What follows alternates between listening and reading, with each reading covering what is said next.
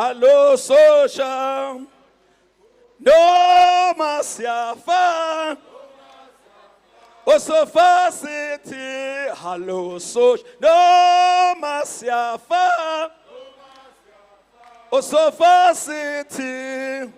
City. Hello, social. Hello, social. Hello, social. Hello, social. Wabizani fire brigade. Umli lolo. Wabizani fire brigade. Umli lolo. Imayibuye ingene Soweto. Umli lolo. Imayibuye ingene Soweto. Lolo, Wabizani fire brigade. Oh yeah, Wabizani fire brigade. Wabizani fire brigade. Wabizani fire brigade. Sankale labantwana bami. Sankale lezingane kha. Sankale labantwana bami. Engale lezingane za Zio mama Zio uyangelandela ungikhiphe khaventewa iyone we baba noma uyangelandela iyone we baba noma ungikhiphe khavene iyone sambambuthekwa nemato uyangilandela iyone sambambuthekwa nemato uyangilandela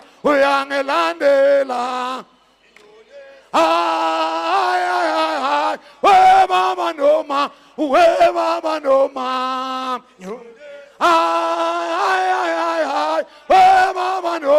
we baba noma sambambuthekwa nemato uyangilandela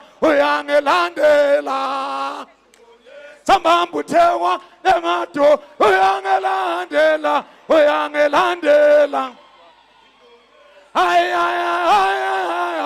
we baba noma ungikhiphe khavene iyone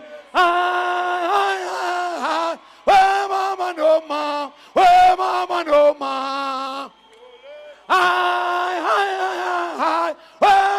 noma ungikhiphe khavene iyone sambambuthekwa nemato uyangilandela sambambuthekwa nemato uyangilandela Zio mama Zio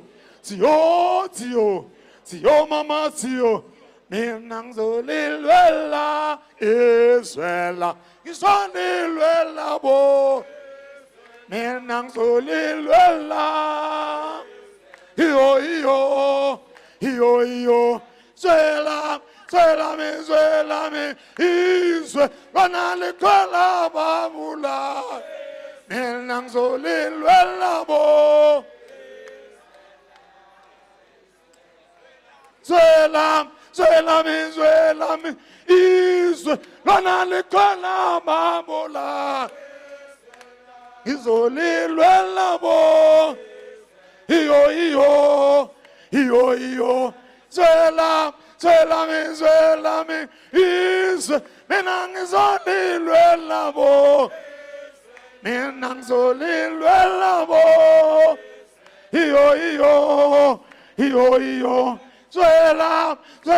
zwela mi izwe lona likhola babula mina ngizolilwela bo iyo zwela mi izwe lona likhola babula mina ngizolilwela bo iyo zwela zwelami izwe lona yena mokhokho bethu mina ngizolilwa labo iyo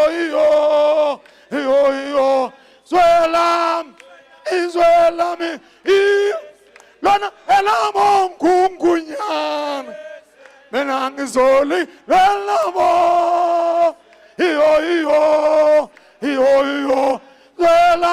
zwelami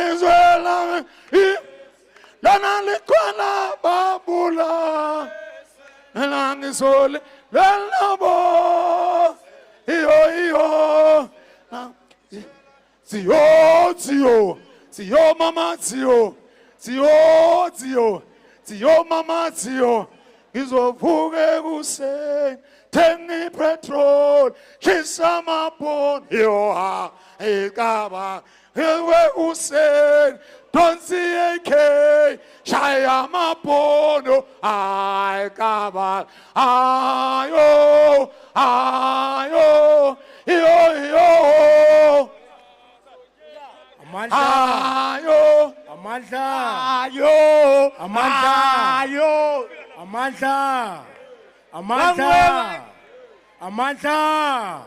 Amandla. Viva Afrika Mayibuye, viva! Viva Afrika Mayibuye, viva! Viva Afrika Mayibuye, viva! Viva Afrika Mayibuye, viva! Ati ay yo ay yo awelele ma cho ati ay yo awelele ma cho Iso chindwe ngalale Iso chindwe ngalale Iso chindwe ngalale Iso chindwe ngalale Ati ay yo awelele ma Ati ay yo awelele ma Iso chindwe ngalale Iso chindwe ngalale Iso chindwe ngalale Iso chindwe ngalale Ngicela ucomrade ophethe mic angayibheki ne because iya distort so ungayibheki because izo distort siyazwana ngithi maqabana angithi siyazwana athi sizolilwela asilifumane awuba sizolilwela bo amami yo zwelame izwelame sukuma wabaliqala bathakathe awuba sizolilwela bo amami yo izwelame sukuma wabaliqala babulale awuba sizolilwela bo amami yo izwela nginizwa izwelame awizwelame wabaliqala bompempe abo sizolilwela bo amami yo izwelame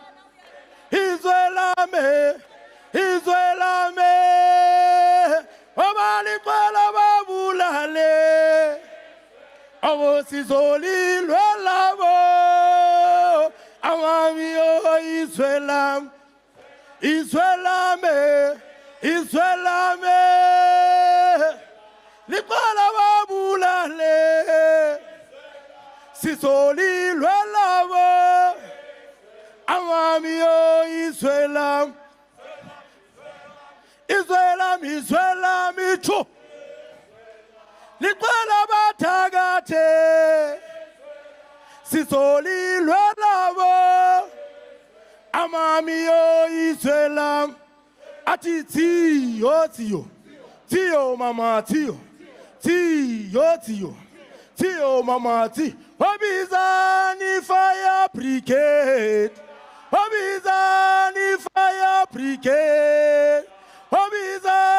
fire brigade. Obizani fire brigade. Oguyasha bantwana bami.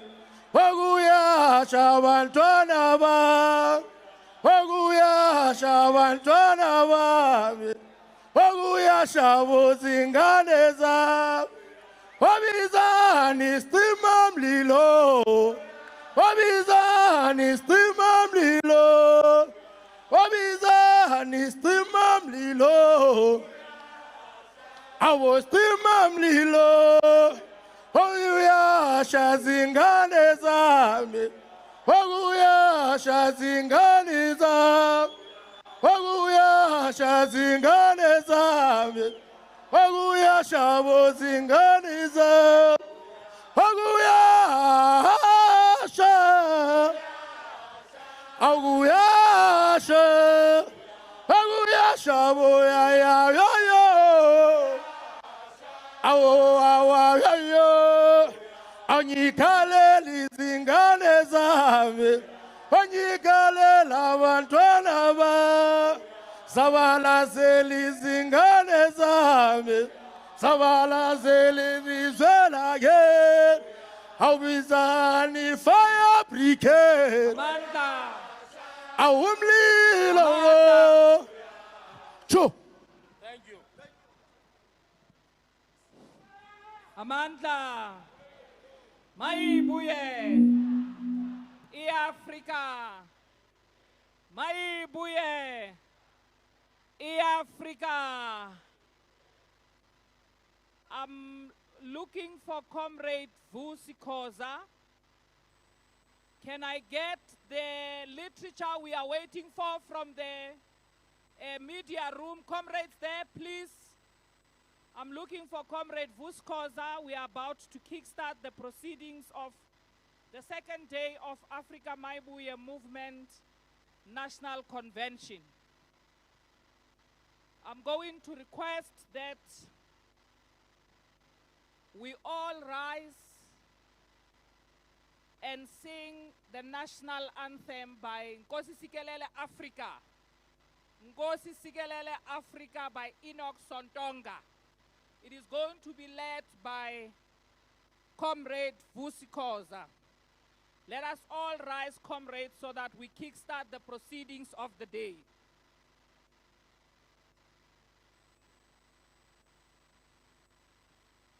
Shall the male comrades take off their caps as we are about to sing the national anthem? Nkosi sikelele Afrika, maluphakanyisa udumo lwayo, izwa imithandazo yethu. Nkosi sikelela thina lusapho lwayo, woza moya, woza moya, woza moya, oh indwele. Nkosi sikelela thina lusapho lwayo, morena buluka sitjhaba sa Yesu, ufedise dintwali matshwenye, usibuluke,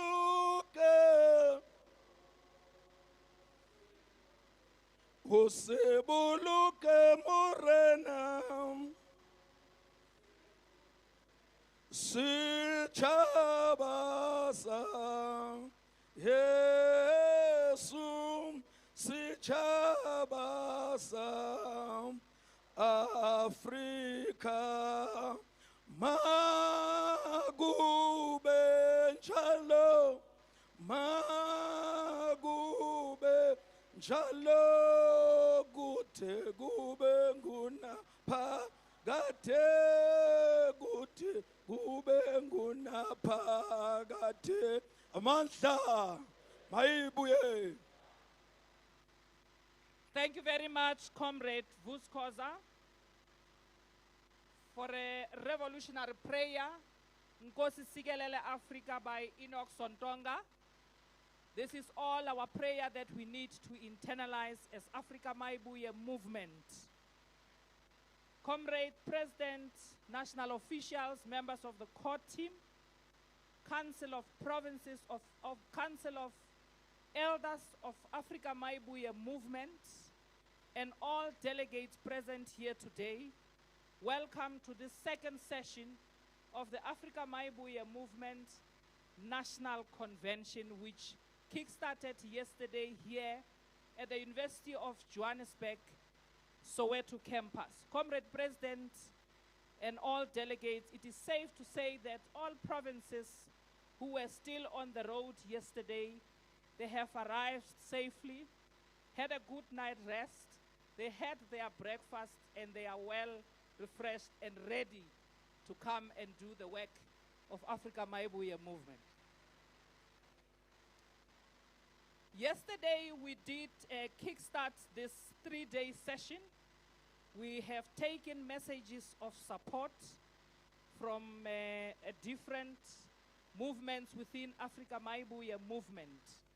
We are continuing with that, but at the stage we are concluding and respectfully calling upon the convener of Afrika Mayibuye Council of Elders, Khosi Mtimkhulu, to come and address us and give a message of support. Khosi Mtimkhulu, may you please respectfully ascend to the podium. Harimwemi Sengalhofi.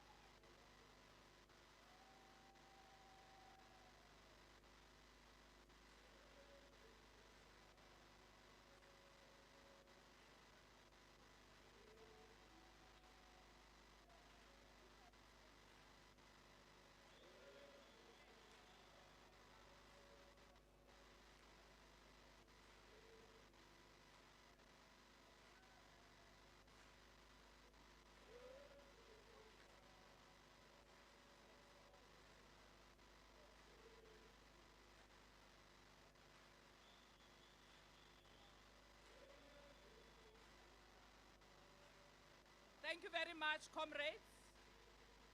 May we please be seated to get the message of support, first from the Afrika Mayibuye medics.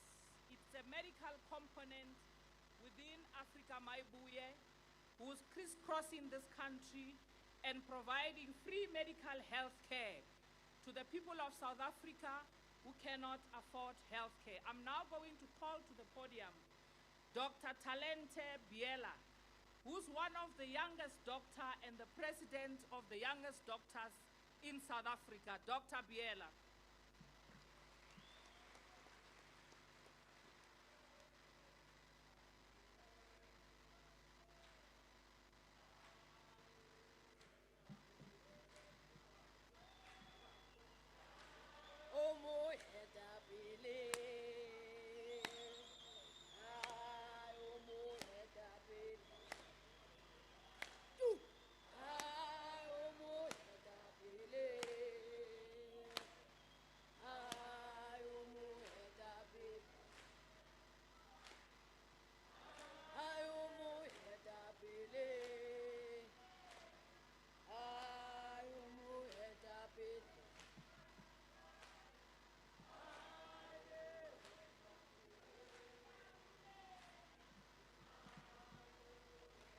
Mandla awethu, mandla, matimba, ya hina. Viva Afrika Mayibuye movement, viva! Viva Afrika Mayibuye movement, viva!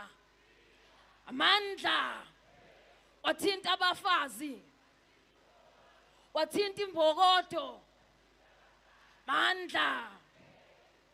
No, comrades, it's good afternoon now. My name is Talente Biela. Yeah, as introductions have been made, we're just going to quickly offer our support to obviously the Afrika Mayibuye movement in its inaugural national convention. Comrade, obviously the national officials as led by Comrade President Nego Floyd Jivambu, and inevitably the incoming president, whom we will boldly, loudly, proudly, unashamedly, unapologetically usher into the union buildings in 2029. Members of the NCT, religious and traditional leaders, Ndabezita Siyathokoza.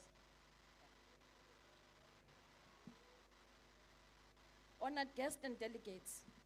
So today we gather here, Comrade President, to reaffirm our position and our allegiance to black people in particular, to the poor and the marginalized.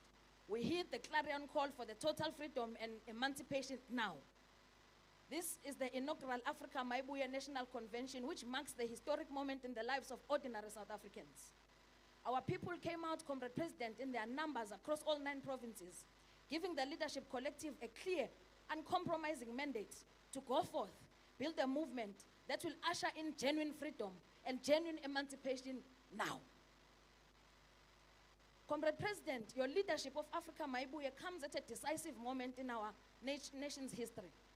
A moment of deep frustration, deep longing, deep expectation amongst ordinary South Africans.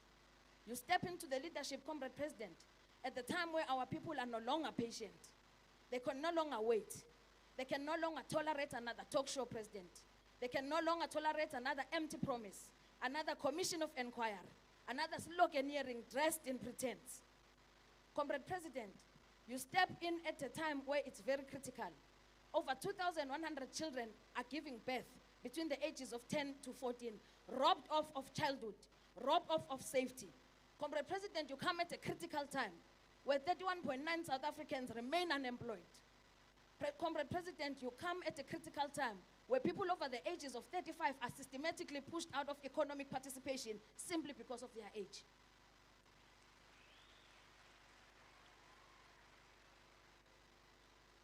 Comrade President, you come again at a critical time where millions survive on 350 grants, pacified instead of empowered by sustainable jobs. Comrade President, you come in at a time where health professionals are exhausted, they're overworked, they're underpaid, they're overlooked, they're unappreciated. Comrade President, billions that are meant for public hospitals are looted while the poor continue to suffer. Comrade President, you come at a critical time where the EPW workers are kept temporary when they should be made permanent. You come in at a time where domestic workers still cannot afford dignified housing for their children. You come at a critical time where farm workers continue to enjoy harsh working conditions, a modern form of secondary degree slavery. Comrade President, you come at a critical time where mine workers are suffocating, both literally and figuratively. Comrade President, you come in at a time where street vendors remain unprotected, surviving day by day without security. You come in where township economy has been hijacked, sold off to the highest bidders. Comrade President, you come in where comrades now were gagged when we try to speak about the ocean's economy and minerals wealth that leave our shores every day without compromise and without changing the lives of ordinary South Africans. Comrade President, your leadership comes in at the time where millions of South African and women face daily abuse while their justice system is repeatedly failing them. Comrade President, you come in at a time where the degrees of millions of young South Africans are gathering dust in the corridors of universities. Comrade President, you come in at a time where education is commodified and unequal in as far as the socio-economic status is concerned.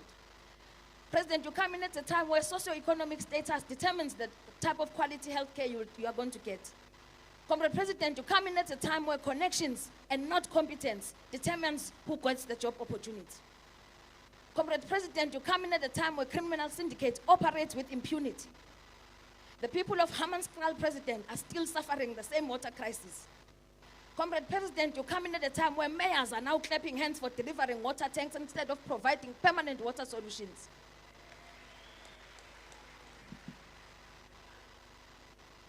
Comrade President, you're coming at a critical time where the kings and queens of where our kings and queens are dispossessed of their lands, they are disrespected, their authority is undermined, and their power is usurped. Comrade President, but there's something that we wish to tell you. Comrade President, we came here today with one purpose, to remind you and the organization that you are the man called for such time as this. You are academically grounded, you are politically sober, you are logically superior, you are ideologically clear.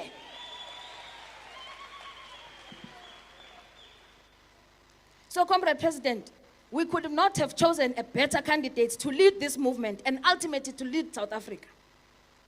Comrade President, as you prepare to wage the war against inequality, as we gear up for the local government elections that we will take over in 2026 and subsequently take over government at national level in 2029, our message, Comrade President, to you is clear. We offer you this message. Approach with boldness, Comrade President. Confront without fear, because I have a message that the people have sent me to tell you, President. The mine workers are saying yes. The students are saying yes. The students are saying we're ready. The professionals are saying we are with you. The domestic workers are waiting in anticipation. The youth is saying march on. The security guards are saying press on. The elderly are saying let's do it in our lifetime. The traditional leaders are saying we're not going to apologize. The healers are saying right now. The South Africans are saying we can no longer wait. Comrade President, press forward. The time is now. And all of us were saying right now, total freedom and emancipation now. Mandla! Away to Mandla! Away to Mayibuye! Afrika! Mayibuye! Afrika! Mandla! Thank you very much, Dr. Talente Biela. She's a young doctor who represents Samatu junior doctors in South Africa. And she's the president of that union. Let's give her a round of applause. Thank you for such a powerful message of support. Indeed, our people throughout South Africa will receive proper and quality-free health care. Thank you. I'm now going to call upon to the podium the convener of Afrika Mayibuye Council of Elders, Khosi Mtimkulu, to come and address us. Respectfully, Khosi.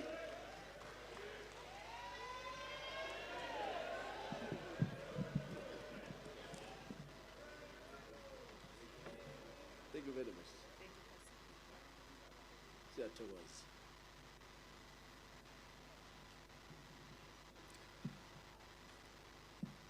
Viva Afrika Mayibuye movement, viva.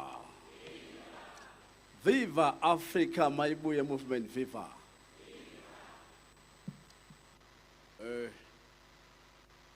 This doctor was here. Hey, he spoke very well. And I've been...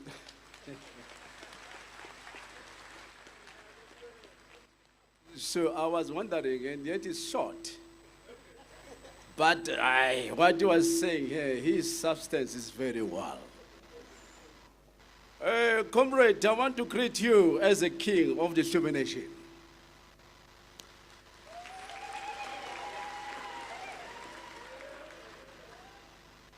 Viva, comrade, viva. Viva, comrade, viva.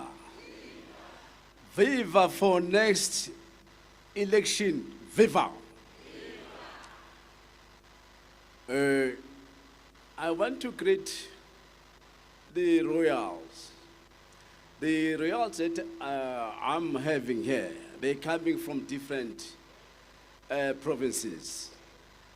They work with me in my office. I greet you all the royalties, I greet them.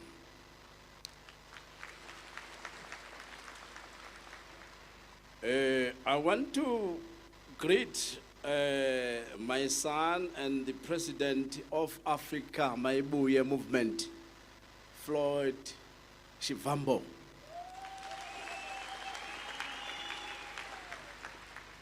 As from today, I'm no longer going to call him Floyd Shivambo. I will call him President.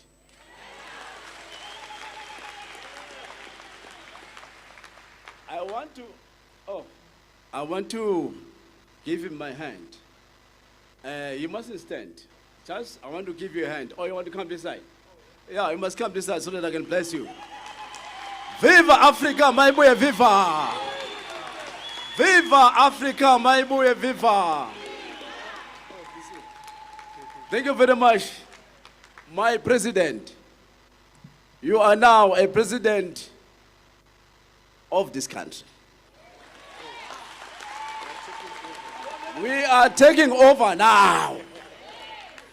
Viva Mayibuye, viva! I am blessing you as a king. You are going to lead this country.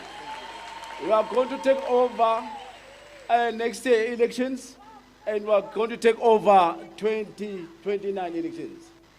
You are blessed. Thank you very much. Take a seat. Viva Mayibuye, viva! There's a song I want to sing so that I can see you guys who can sing. This song, it talks about our land as Amakhosi. You know, Ithi lelizwe elamakhosi. I will see you when you stand, then I will realize you understand what you are singing about. Lelizwe elamakhosi.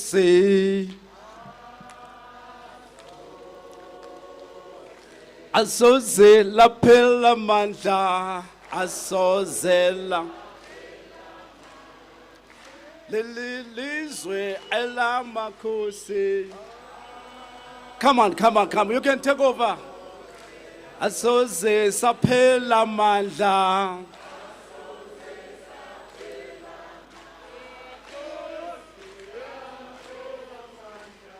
Huh?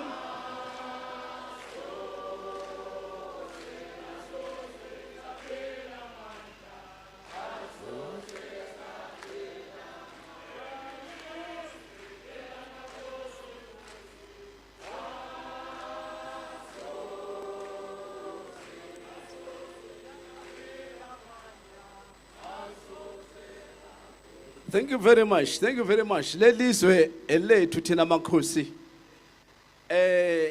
Afrika Mayibuye movement, they're going to fight for us. We are going to get back our land. That is why we are supporting this organization. And we will support this organization, all of us, because it's a true organization.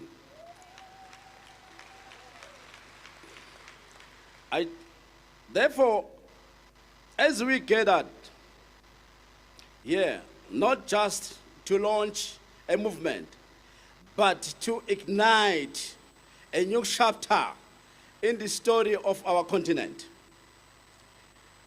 Afrika Mayibuye, let Africa come back, is more than a slogan.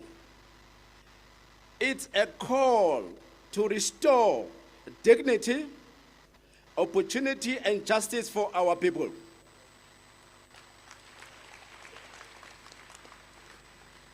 That is Afrika Mayibuye movement. For too long, African has been told to wait their turn. For too long, we have watched our wealthy benefit others, while our children inherit struggle. Today, we answered that history with courage. Today, we say our turn is now. Our freedom is right now.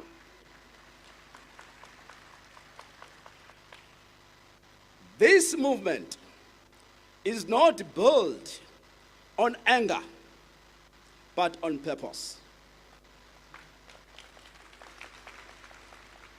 Not on empty promises, but on accountability.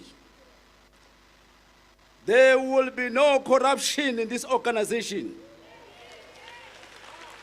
There will be no all these commissions that are going around. I've seen people that have gone to the commission this morning. One of the witnesses, they've gunned him down. It's very sad. But that is why we're standing together on this Afrika Mayibuye movement, to finish all that nonsense.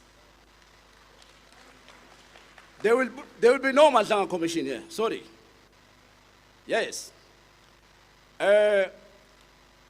Not on empty promises, but on accountability, not on division, but on unity. A unity rooted on our diversity and as Africans. And as we build this unity, we must honor the pillar of heritage, our traditional leaders. Let it be known clearly, the president of Afrika Mayibuye movement, Floyd Shivambo, which is president now, holds a deep respect for the institution of traditional leadership. I respect my president. Not a decoration, not as a ceremonial foothold, but as a custodian of culture, identity, land, and community. That's what he does. Traditional leaders have long been the guidance of Africa government before the word government existed. They carried wisdom before universities, stability before the constitutions, and justice before courts. That is traditional leaders.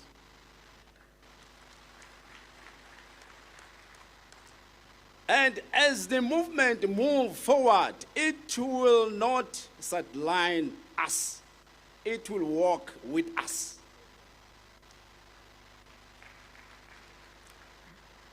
But let us be clear, dream alone do not build nations. It will take discipline, sacrifice, and relentless work without failure. I will take leaders who remember that power is not a throne, it's a responsibility to serve.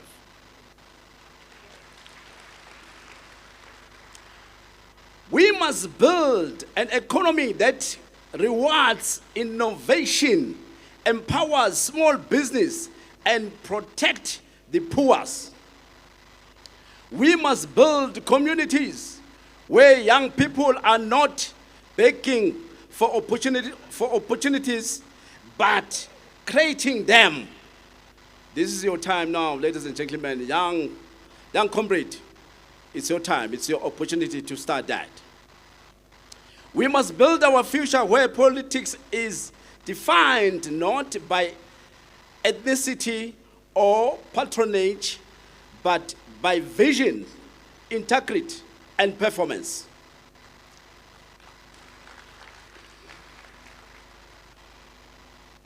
So today, I ask each of you, will you be part of this, of the generation that speaks about change, or the generation that deliver it?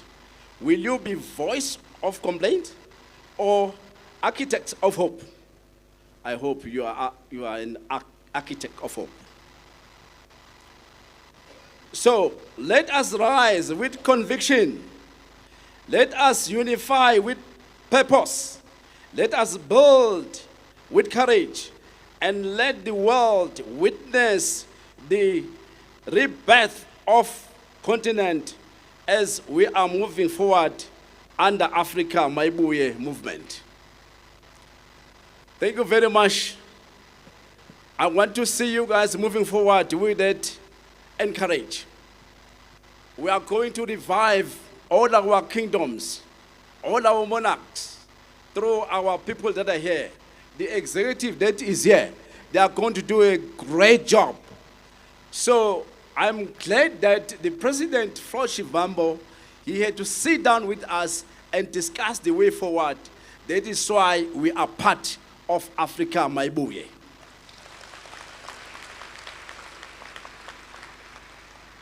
I am happy that Floyd Shivambu is going to give us power and that dignity that was taken by Dr. Verwoerd in 1960. That was 5 October. When they start to bring Republic of South Africa, they stop monarchs. They made a referendum that British must now come to an end with what we call kingdoms. But today, we are going to revive that through President Floyd Shivambu. Thank you very much. It was a great day. We are going to continue to move forward with this organization, and we still have another day tomorrow. Thank you so much. I love you all.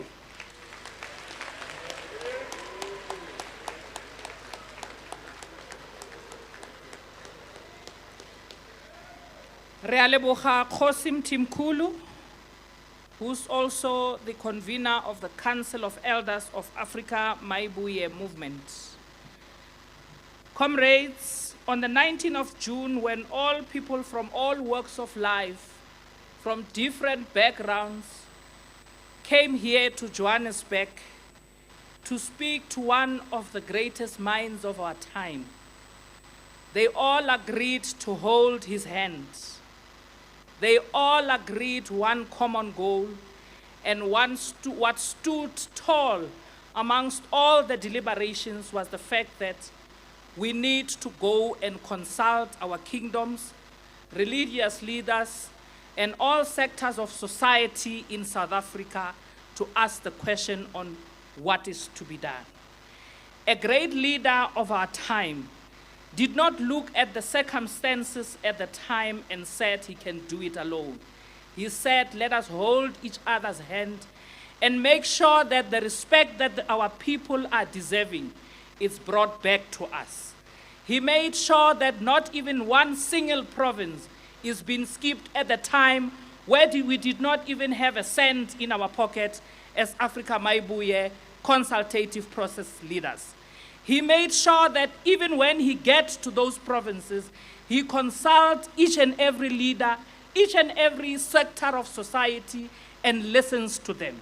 And went as far as speaking to ordinary people on the street and wanting to understand what is it that we need to do differently as a consultation process at the time. And after formalizing Afrika Mayibuye movement as a political movement, we are here gathered here in culminating all these activities in a form of a convention called Afrika Mayibuye Convention. And that leader took us here, brought us here with all the difficulties that we are facing. Help me welcome to the podium the leader and president of Afrika Mayibuye movement, Comrade Nico Shivambu.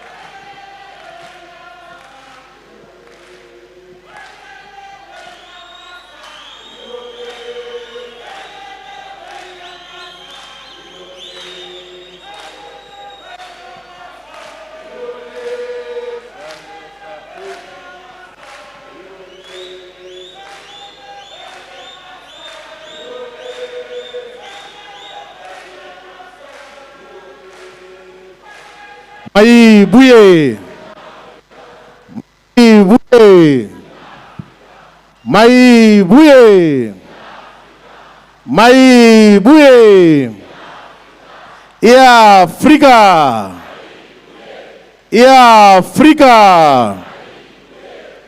Viva Afrika Mayibuye movement. Viva. Long live Afrika Mayibuye movement. Long live. Forward to total freedom and emancipation now. Forward. Amanda. Away. Two.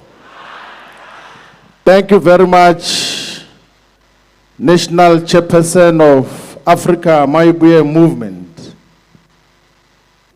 Comrade Mabato Mukause.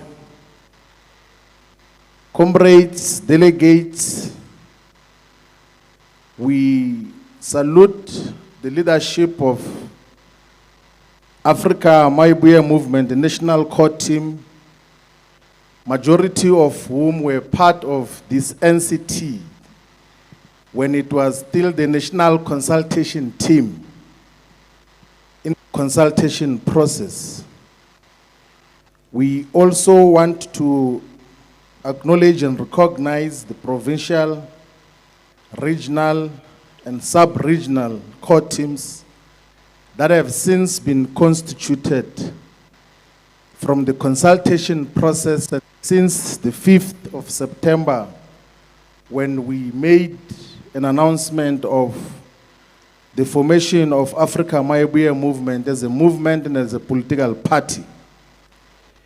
We also want to take this opportunity to extend our deepest gratitude to the traditional leadership who are custodians of our ancestral wisdom, custodians of our land, despite the fact that large portions of the land has been taken away from the custodianship of the traditional leadership.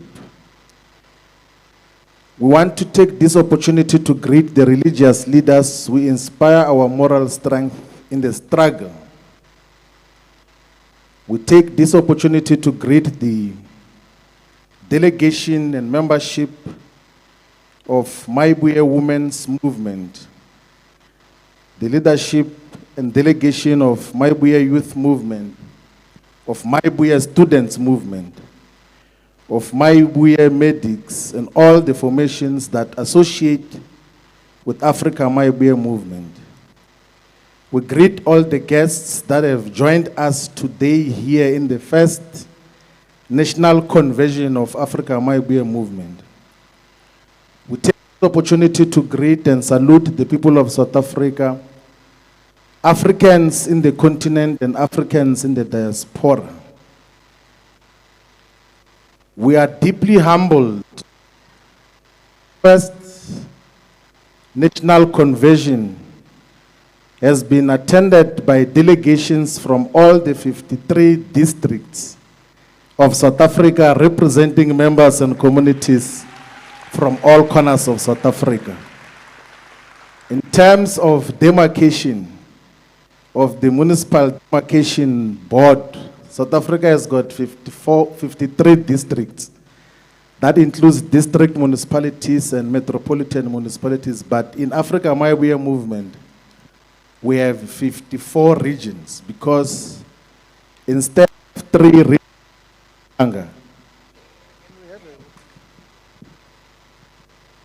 instead of the 3 demarcated districts of Mpumalanga, we have recognized the municipalities of Tawacheu and Bushbuck Ridge as Bohlabela region. We are gathered here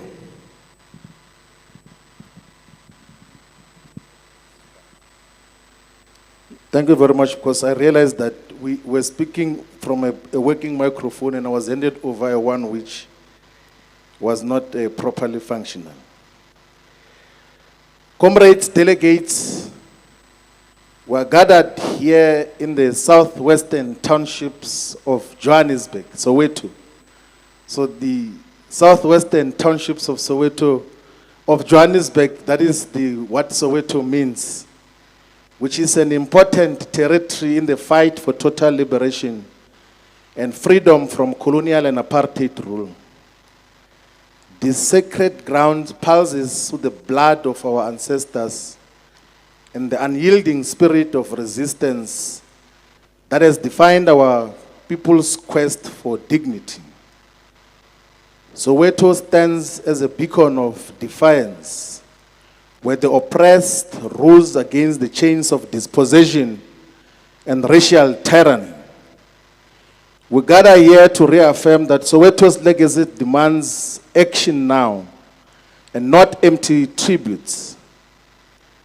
Comrades, let this national conversion ignite the flames of total freedom inspired by the undefeatable commitment born in these very streets of Soweto. Soweto's history is a testament to the unbreakable resolve of our people against colonial conquest and apartheid brutality. We draw from this rich tapestry, educating our people on how Soweto struggles intersect with broader African liberation. Today, as Afrika Mayibuye movement, we agitate for the completion of this unfinished revolution, ensuring that Soweto's pain fuels our push for total political, economic, social, cultural freedom and decolonization now. Throughout the years, Soweto became a fortress of resistance during the states of emergency with rent boycotts, consumer boycotts, and civic associations like the Soweto Civic Association leading the charge. These actions crippled the regime's local governance, demonstrating the power of organized communities. We build hope from these victories, reminding our people that Soweto's resilience contributed to the demise of political apartheid. Soweto's resilience contributed to the demise and end of political apartheid. We make that observation because economic apartheid has not ended. Soweto continues to inspire our forward march, embodying the principles of Ubuntu and collective prosperity that underpin our Restoration Manifesto. Soweto teaches us that true change comes from below, from the working class masses who refuse to bow. As we gather, let Soweto spirit propel us towards a liberated future, where our people control their destiny and are not stuck in the nostalgia of the past. We as Afrika Mayibuye movement rise from Soweto's ashes, building a movement that honors the past whilst seizing the future. These grounds of the southwestern townships of Johannesburg is where James Sofasonke Mpanza established Orlando through the land occupation in the period of late 1930s and early 1940s. So James Sofasonke Mpanza is known as Magebula, is the one who started Orlando Happy Boys, which was renamed Orlando Pirates Football Club in 1939. So his name is Magebula. That is why Orlando Pirates is known as Ezka Magebula. So we are paying tribute to James Sofasonke Mpanza, who was a leader of Sofasonke Party. If it were not of his courage, these southwestern townships would have not been formalized as proper and relatively better residential spaces in South Africa. We want to also acknowledge that it is here in the southwestern townships of South Africa where the discussions on the formation of the Congress Youth League took place in the 1940s, inspiring the generation that set as its generational mission freedom in our lifetime. The generation of Anton Muziwake Lambede, of Congress Mbata, of Nelson Mandela, of Oliver Tambo, of Walter Sisulu. That is a generation which in the 1940s said freedom in our lifetime, and that is the generation that has led South Africa to political freedom, because we have not yet achieved total freedom in South Africa. It is here in Soweto where the Freedom Charter was adopted on the 26th of June 1955, 70 years ago. It is here in Soweto where the people of South Africa said that the mineral wealth beneath the soil, the banks, and monopoly industries shall be transferred to the ownership of the people as a whole. It is also here in Soweto where the Pan-Africanist Congress of Azania was founded by one of the most outstanding revolutionaries, Robert Mangaliso Sobukwe, in 1959. Robert Mangaliso Sobukwe was the most feared leader in the struggle against white minority domination and apartheid in South Africa. It is here in Soweto where the June 16 uprising happened in 1976, when students rose against Bantu education. Comrades, you must pay attention that the June 16 uprising did not just end with the uprising only, it escalated to many other uprisings in many parts of the South African territory. As a result, the white capitalist establishment's consideration of a future South Africa without apartheid happened after the June 16 uprising. So the youth of Soweto played an important role in shaping the transition from apartheid to what we currently have. It is here in Soweto where the Congress of South African Students coordinated militant actions in the 1980s with different congresses. Comrades, Soweto is the home of many heroes and heroines of our struggle.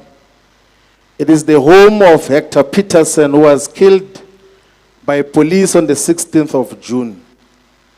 It is the home of Nomzamo Winnie Madikizela Mandela, who from the 1960s onwards actively resisted apartheid through underground networks and community organizing, whilst many of the political leaders were either imprisoned or in exile. Soweto is also the home of Mbuyisa Makubo, who in 1976 carried the dying body of Hector Peterson and later on got to disappear.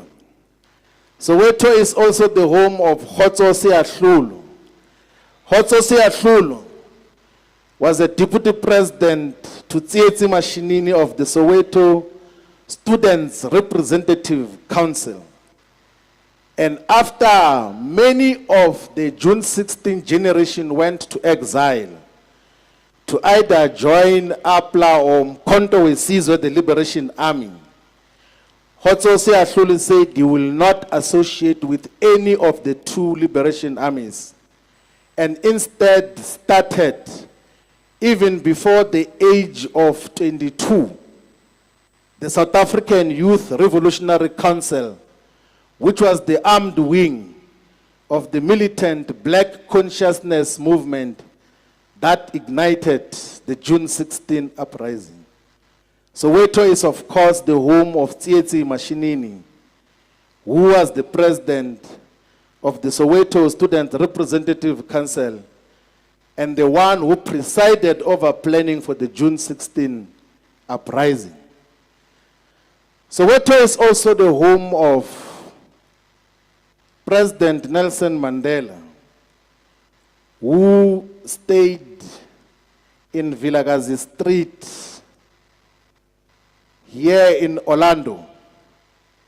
And despite some of the strategic retreats and compromises that happened when he was out and in prison,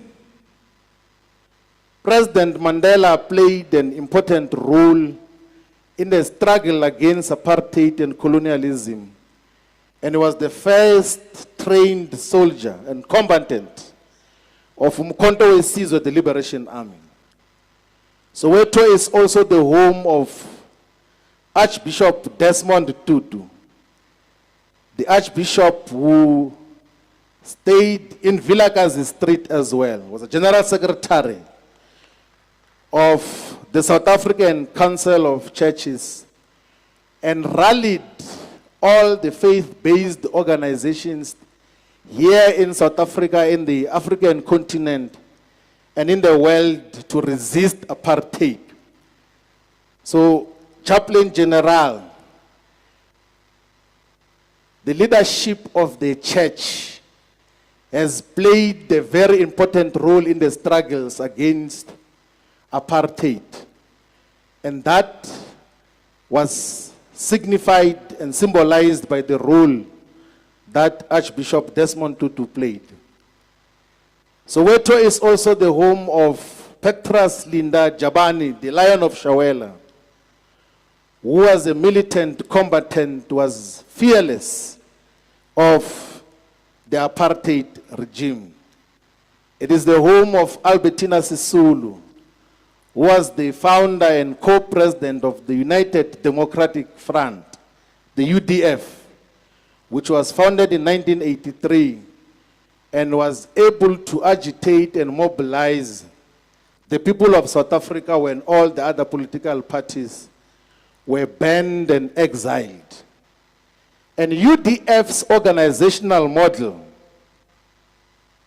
under the leadership of Mama Albertina Sisulu, was such that there were so many affiliate organizations, more than 400 organizations were part of the UDF as a movement. So you would have different congresses and different organizations that belong to the UDF as a mobilizing instrument in the fight against apartheid. Soweto is also the home of Lilian Ngoyi. Lilian Ngoyi was part of those that organized the anti-pass march, which is now celebrated as Women's Day in South Africa. Soweto is also the home of Richard Maponya, who from the 1950s lived in Soweto and built a retail empire despite apartheid restrictions, and later on, of course, was honored by the mall which is down the road from where we are. Soweto is also the home of Sam Matsunyane, who in 1964 founded NAFCOC and is the one that founded the African Bank to empower black people. So here in Soweto, we have illustrious leaders that have played an important role. Delegates who are mentioning all these events and historical activities to say and demonstrate that we are gathering on sacred grounds and that this national convention which we are convening here in Soweto will go down in history as one of the most important gatherings in the history of South Africa.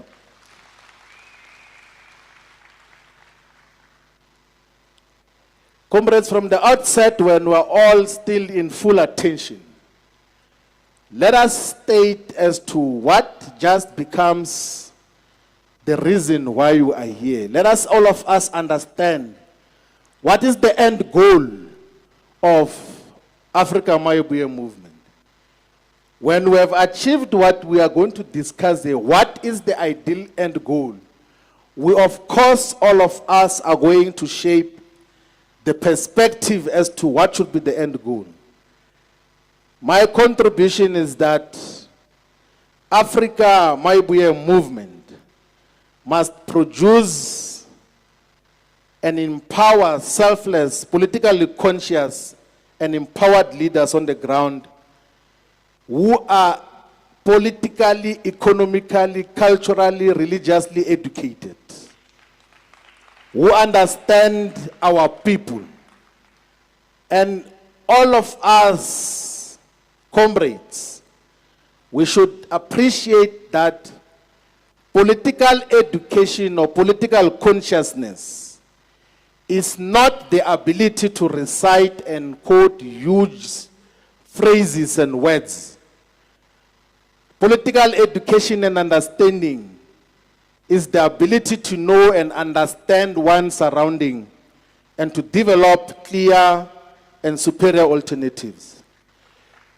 Now, the most important thing, even if you can quote Das Kapital from volume 1 to volume 3, but if you do not understand the conditions of the people, such is meaningless.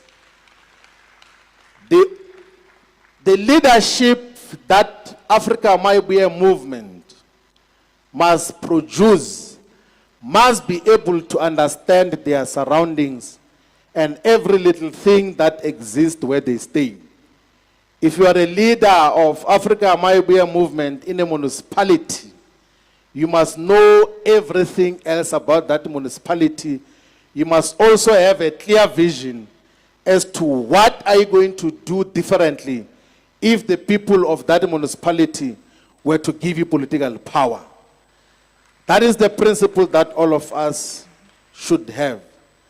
The other vision, comrades, which all of us must live here with a full appreciation and understanding of, is that we should establish Afrika Mayibuye movement in all the voting districts of South Africa.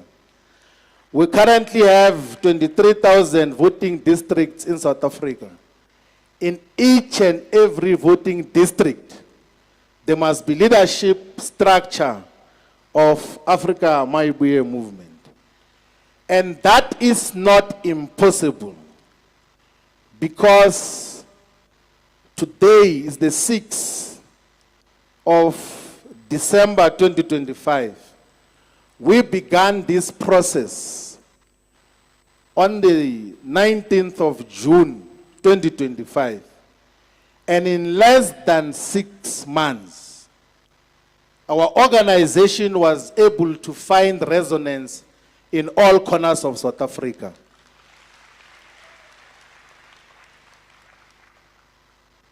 So, comrades, if this, and we must never underestimate the impact and the progress that we've made thus far.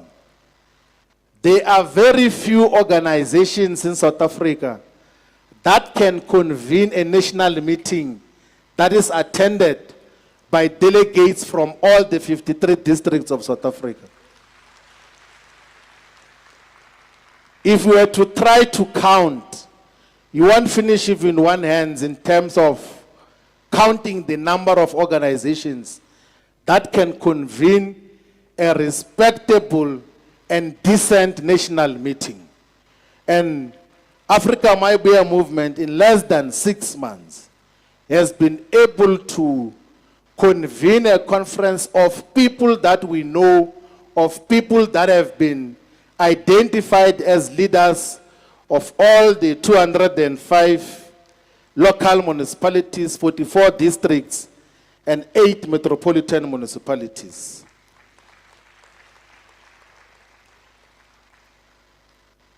Our organization, comrades, must exist in all the wards of South Africa. So all the 4,668 wards of South Africa must have a leadership structure of Afrika Mayibuye movement and membership that is involved in the programs and activities that seek to empower our people. The branches of Afrika Mayibuye movement at VD level, at ward level, must be one with all the organized formations where they exist. You can't say you have got a branch and branch leadership of Afrika Mayibuye movement, and then there are large religious institutions and churches in that ward or in that VD, and there's not a single person from the church who is in the leadership of Afrika Mayibuye movement at the base level. It must be because our organization must be a true representative of the people of South Africa. And you can't impose yourself on society without the people who are supposed to lead themselves to total liberation. And that principle applies to the institution of traditional leadership as well. We'll talk about that in detail. Comrades, our aspiration and vision as Afrika Mayibuye movement is to lead a society where land ownership reflects the demographics of South Africa. If black people are 80% of South Africa's population, they must own a minimum of 80% of South Africa's land. It's as simple as that. But currently, 80% of the land is in the hands and ownership and control of the descendants of colonial settlers, which says that we are still a conquered and defeated people. Because colonial conquest meant that they take the land from us. The generations that came before us fought for the reclamation of the land, and that war is still not won. That is why we speak about the return and restoration of Africa's land to Africans. Mayibuye Africa means essentially that the land must be returned to the ownership and control of the majority of the people.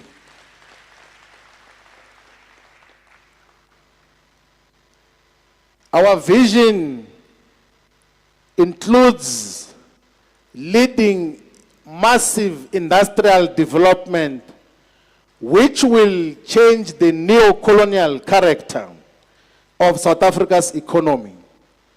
So colonialism was not just because the colonial settlers were on holiday and they were just going to look for other lands for narrow and hollow purposes. They wanted to position colonial settlements as suppliers of raw materials, of gold, of platinum group metals, of coal, of all the industrial and precious energy minerals and metals. And that relationship between the entire African continent and the erstwhile colonial masters has not changed. And Afrika Mayibuye movement exists to change that neo-colonial relationship between the former colonizers or the current neo-colonizers and the entire African continent. And that can only be done through proper organization and mobilization of our people. The other vision, comrades, which we must boldly state is that we as Afrika Mayibuye movement should promote black economic solidarity, which means that the little resources and wages and grants that we gain access to must be used to empower other black people. Because as things stand, we spend majority of our incomes as black people giving it back to the colonial descendants. All of us, we even take pride that we are going to buy overpriced vegetables from Woolworth, from ShopRite, from Pick and Pay, when we have got our mothers who are selling the similar product down the road.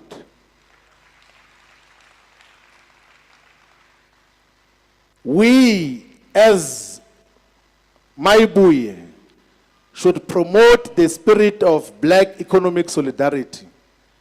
We can say and say without an inch of doubt that the collective upliftment of many other population groups happened due to economic solidarity amongst themselves. The white population in South Africa empowered each other. After establishment of the Commission of Inquiry into White Poverty, part of the recommendations of that Commission of Inquiry into White Poverty back in 1929 was that they must support each other. And that is still the case today. And how do you see that?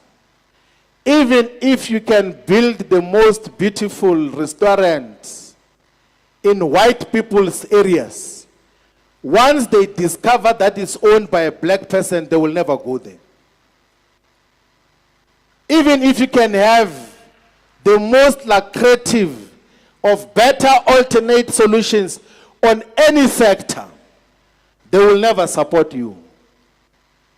But they circulate money amongst themselves. It is the same principle that also applies to those whose origin is India. All of us know that if you want to buy something, if they don't have immediately, they will call the friend that my friend is going to bring it to you. You will never see anywhere where money and wages is spent on other people except themselves. But from us as black people, the resources and the money that we have is one-way traffic.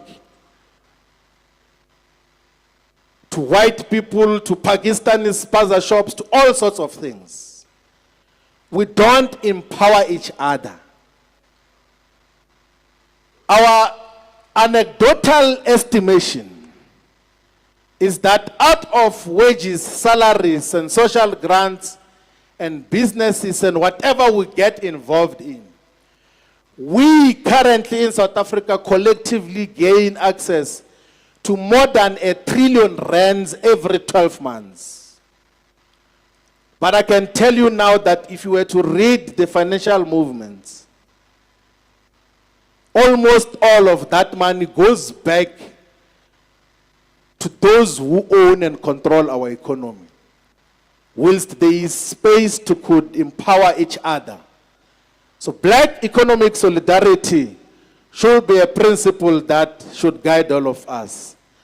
That is why when we came here in Soweto, we said that we cannot go and buy anything for this conference other than from people who look like us.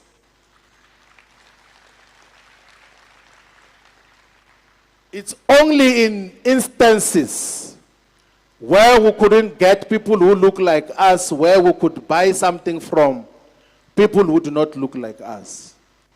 And that is the principle that we must sustain everywhere. As a black person, you must be ashamed that you spend the entirety of your salary without buying anything from a black person. It must be shameful that you spend and you even become proud that I'm shopping in Senten and spending all your resources on people that are not going to empower your neighbors and the people that you live with. We need, as a generation here in South Africa, starting here from South Africa and promoting it in the entire African continent and in the African diaspora. Because you find very renowned celebrities, black Americans, taking pride that they are wearing clothing items from Italy of Italians. And they think that is status, that is the symbol of success by promoting Italians, whilst amongst themselves, if they were to identify an entrepreneur somewhere to say, let us promote whatever you are producing as clothes, as shoes, as watches, then everyone else will pay attention and begin to give support to that. So black economic solidarity must be promoted here in South Africa and the African continent and in the African diaspora. Comrades, we also aspire as Afrika Mayibuye movement to contribute to the development of the entire African economy and continent.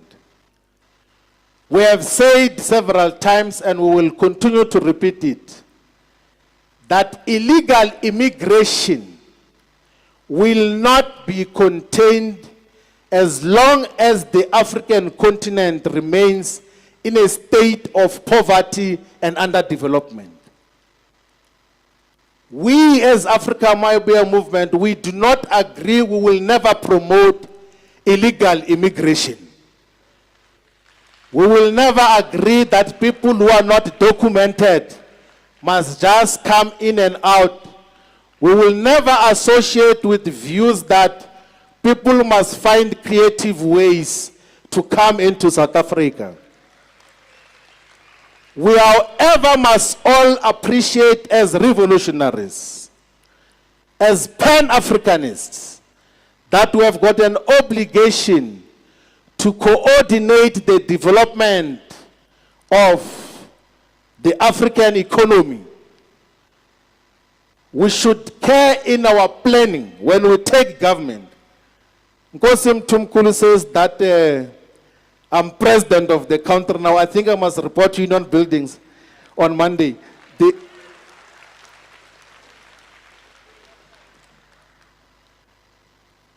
When we are planning on basic things, there has to be sub-regional coordination of what you want to do. I'll give a simple example that South Africa has got a national transmission company, which is part of the Eskom holdings, because they've broken Eskom into 3 companies. They are about to build more than 20,000 kilometers of new transmission lines, of these high voltage transmission lines. But all of those 20,000 kilometers are all going to be here in South Africa. We should coordinate and put resources together and think as to how do we put transmission lines in the entire neighborhood, including in Mozambique, including in Zimbabwe, in Namibia, in Swaziland, in Lesotho. And that is basic logic. Those countries will not be able to develop and look after their people if there's no electricity, basic electricity. They will not be able to extract their mineral resources and beneficiate them if there's no basic electricity. Why is it that on basic infrastructure, can't we coordinate a common program? The other basic thing is coordination of transport logistics in the entire African continent. The same problem that we are experiencing and speaking about on black economic solidarity happens at country level. Majority of African countries have got China or the United States of America or Europe as their biggest trading partners, and not other African countries. They spend billions and billions of dollars of money that is earned out of the blood and sweat of our fellow Africans sending to Europe. Why? Because we do not have infrastructure to interconnect the continent for common prosperity and progress. And comrades, politically, we must be able to speak about the collective common development of the African economy so that we can all achieve common prosperity.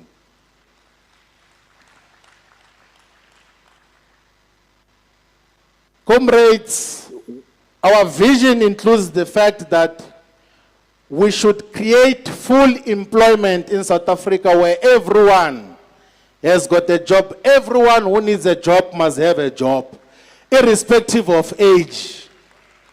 If a person can work, they must be given a decent job. And there are so many economic activities and programs which we can initiate and support to give proper employment to the people of South Africa. One of those basic, easy, low-hanging fruits is the food economy. The food economy in any country is the largest economic sector. Because here in South Africa, for instance, the 63 million of us must have food every day. And the food economy includes and involves everything from the tractors that must farm the land, the seeds, the packaging of the food, the transportation, the retail. Is the largest sector of any economy. But what is happening now, we go outside to go and import food into South Africa. If we're to have a clear developmental agenda, we can empower a lot of people from the food economy sector. Those who have paid detailed attention on what led to the rapid industrial development of the People's Republic of China was first the political and ideological commitment, a vision that says, let us feed ourselves.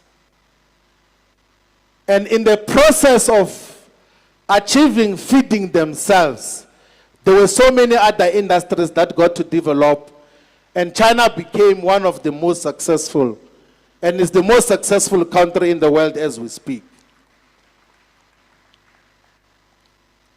Comrades, we gather here in Soweto and affirming our character as a movement to say Afrika Mayibuye movement is a liberation movement in the 21st century. And we are a liberation movement in the 21st century which was founded by the people of South Africa after one of the most deepest and widest consultation process that covered all the provinces of South Africa. The people of South Africa have no doubt been the voice that inspired the formation of Afrika Mayibuye movement. We are the only organization that was founded by the people of South Africa. We were not founded in boardrooms or in secret rooms and corner meetings.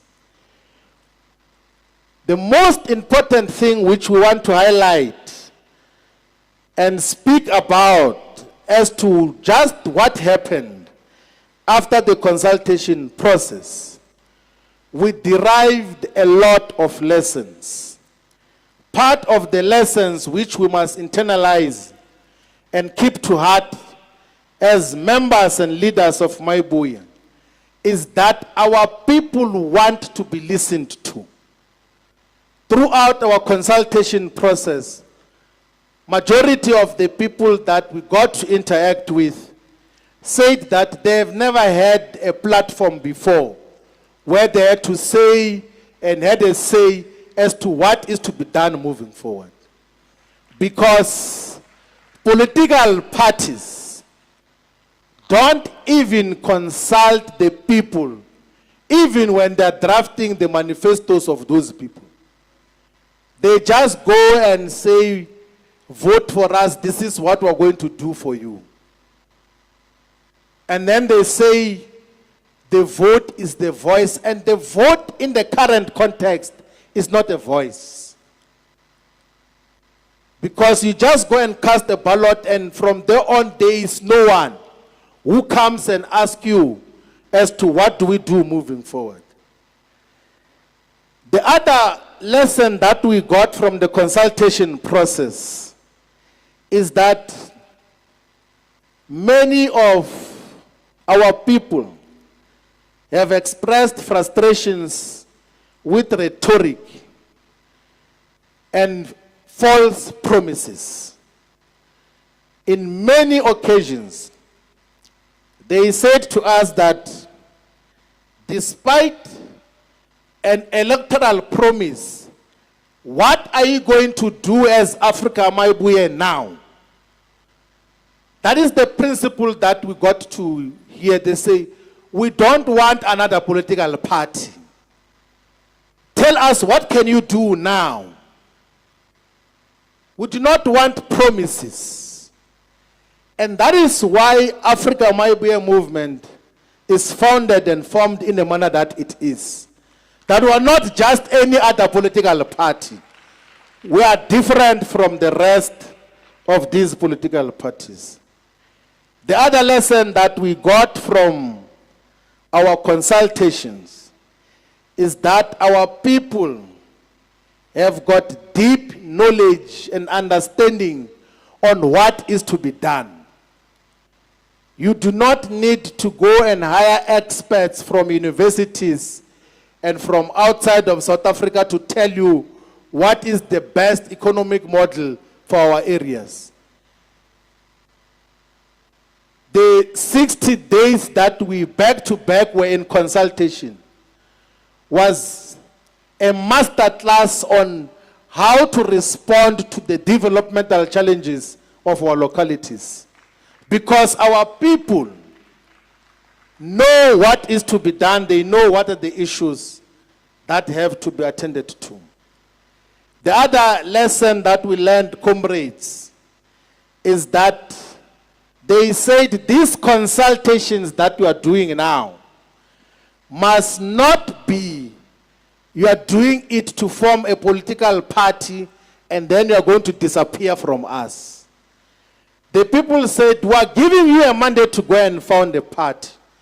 But your character and nature must be such that every time you want to take major decisions, every time you want to move forward, you must come back to us.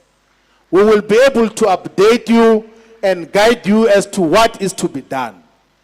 So all of us as leaders and members of Afrika Mayibuye movement must know that we cannot spend long periods of time without going to the ground to speak to the people. The other lesson that we learned in that process was that even when it's a noble intention, our people do not associate with, they do not appreciate top-down solutions. Our people want to be involved in coming up with solutions and then see the progress that is made out of their own contributions. They know what is priority and what is not priority in terms of the issues. From the people of the Eastern Cape, we heard very clearly that the land must return to our people. From the Free State, we heard very clearly that the mining profits must benefit workers and not foreign capitalists who drain our wealth. The Free State consultation was very emphatic that let us create space for small-scale participation in mining activities. And that is not zama-zama. It can be correct that we have got mineral-rich areas with platinum group metals with gold, but our people are not allowed to benefit out of those minerals. There has to be proper promotion of artisanal mining in all corners of South Africa. Our people must benefit immediately from the mineral resources. And comrades, all the structures of Afrika Mayibuye movement in the mining communities must not rule out the possibilities of developing programs to stop the multinational companies from mining in demand of benefits from the mining companies. Because we are fighting for total freedom and emancipation now. When we speak about all these issues, the leadership of Mpumalanga, the leadership of Northern Cape, the leadership of Northwest, the leadership of the Free State, the leadership of Gauteng, the leadership of Limpopo and Sekhukhune must think as to what do we do to benefit from the mines now? And not just say we are going to be municipality and then 2029, it's only then that will fix a road which is being destroyed by the trucks from the mining areas. Through proper mobilization and organizing, we must demand the benefit from all these exploitative mining companies, particularly the multinational companies. There has to be a political program that demands that we want to benefit now and not tomorrow. We are hungry now, we're not hungry tomorrow. And it's permissible for us to demand what rightfully belongs to us. We have heard from the people of KwaZulu-Natal that all forms of violence must end. There is a lot of unnecessary political violence in the province of KwaZulu-Natal because of competition for resources. The nature of the violence is mostly for councillor positions. It's mostly for those who want to defend, to remain as mayors so that they can steal government resources. But if there was proper economic benefits for everyone, there was never going to be any violence. If everyone else had access to proper economic resources, there was never going to be any political violence. The Northern Cape demanded that the mineral wealth must benefit the people of the Northern Cape. In the Western Cape, they cry for balanced allocation of human settlement spaces, because despite the lies and the propaganda of the Democratic Alliance, Cape Town, the Western Cape, experiences one of the worst forms of peri-urban poverty. If you go to the informal settlements of the Western Cape, you will find very old people staying in shacks with no running water, with no electricity, with no toilets, up to this day. But they will use propaganda to say, wherever DA governs, they are governing better. When our people are living in deep poverty in all those areas. Now, comrades, all these inputs then is what led us to total freedom and emancipation now as a clarion call of our movement. And this total freedom and emancipation now means that we must fight for total political freedom. We must fight for total economic freedom. We must fight for total cultural freedom and decolonization. That we must build a progressive developmental state, and that we must be a caring organization that responds to the interest of the people now. We do not have total political freedom in South Africa. Even after 1994, those that occupy political power, they do so under the control of the white capitalist establishment. There are certain decisions that they cannot take. If you listen to what they say is the reason not to redistribute the land, they will say the investors will not agree. It's not like there is a black person here in South Africa who refuses that we must give land to our people. But they are not allowed by their masters, by their handlers, to take such decisions. So we need to gain total political freedom. We need to gain total economic freedom and emancipation, which means total economic sovereignty and power to own, control, and direct economic and natural resources, particularly the land, mineral resources, marine resources, for the full benefit of the people of South Africa, while ensuring meaningful and mutually beneficial economic and trade relationship with the rest of the world. Total economic freedom and emancipation means that we must dismantle the monopolies and oligopolies in all strategic sectors of the economy. Total economic freedom and emancipation means that we must industrialize and localize that industrialization. Because as we said earlier, we are still a colonial economy which primarily produces raw and semi-processed goods and products. We need to build internal capacity to manufacture and produce our own goods and products. There must be capacity that must be built to manufacture and produce cars in South Africa. There is no car that is produced in South Africa currently. They are just assembled here. We must be able to produce made in South Africa electronic products like phones and computers.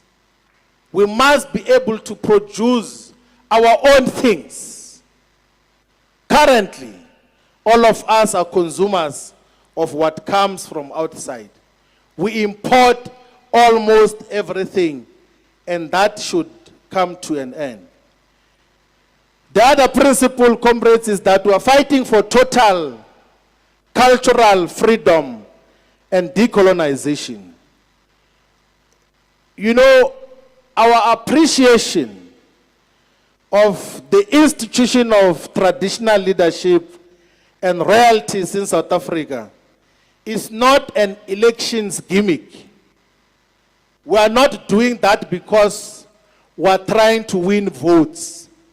It's a principal issue which we appreciate, and we appreciate because we have had very deep interactions with traditional leaders in all corners of South Africa. We have had interaction with Hosi Mahonisi of Mahonisi Tribal Authority in Collins, Chaban.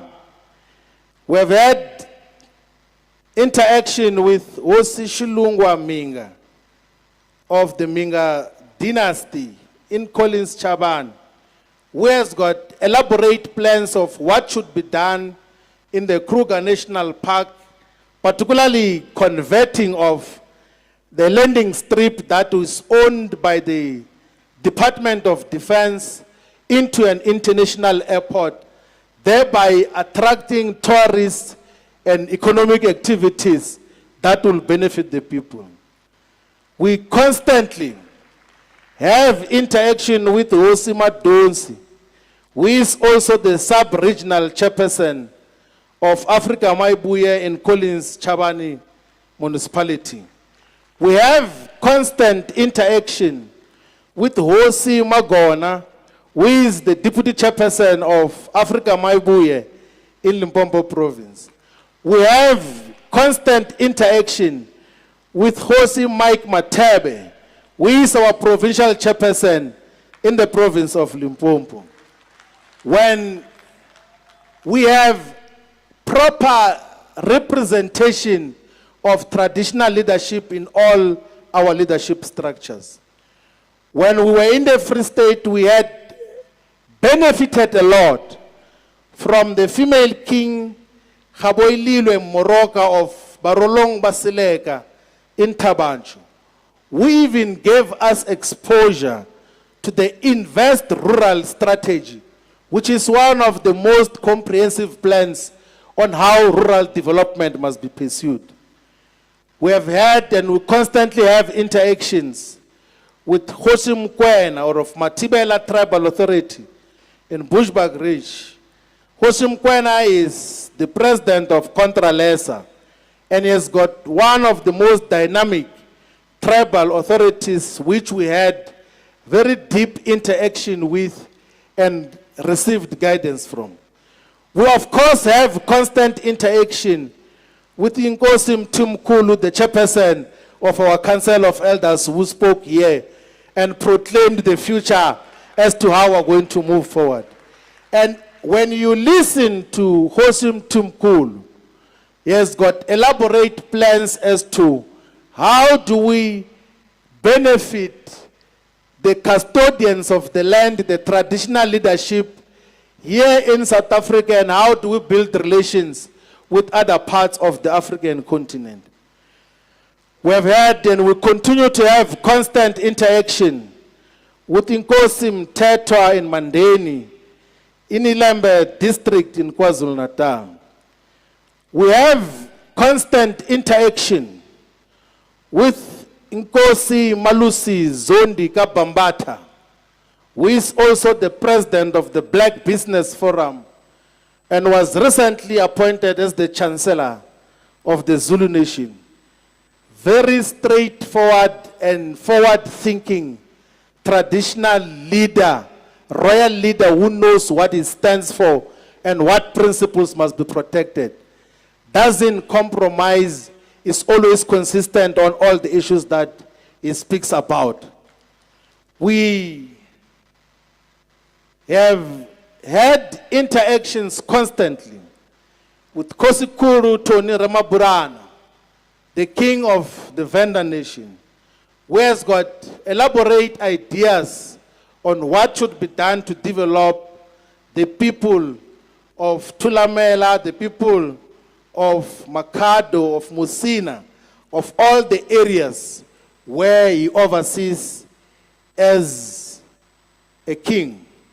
We have had interaction, although brief, with Her Majesty the Queen, Masalanabo Mjaji VII, who has got very clear ideas as to what do we do with the future of traditional leadership. We constantly interact with Hosima Budu Tembe from Mhlabea Lingana, who is responsible for the Tembe Nation. We have interaction with Inkosi Temba of Kwatemba in eThekwini, in KwaZulu-Natal, who is leading from the front, and even recently opened a developmental project which is written on the board that he is the one who opened there, not some politicians who are trying to take advantage of that particular project. We've had interactions and will continue to have interaction with Kumkani Asangana Sitau of Amakhoz, Avulikaya.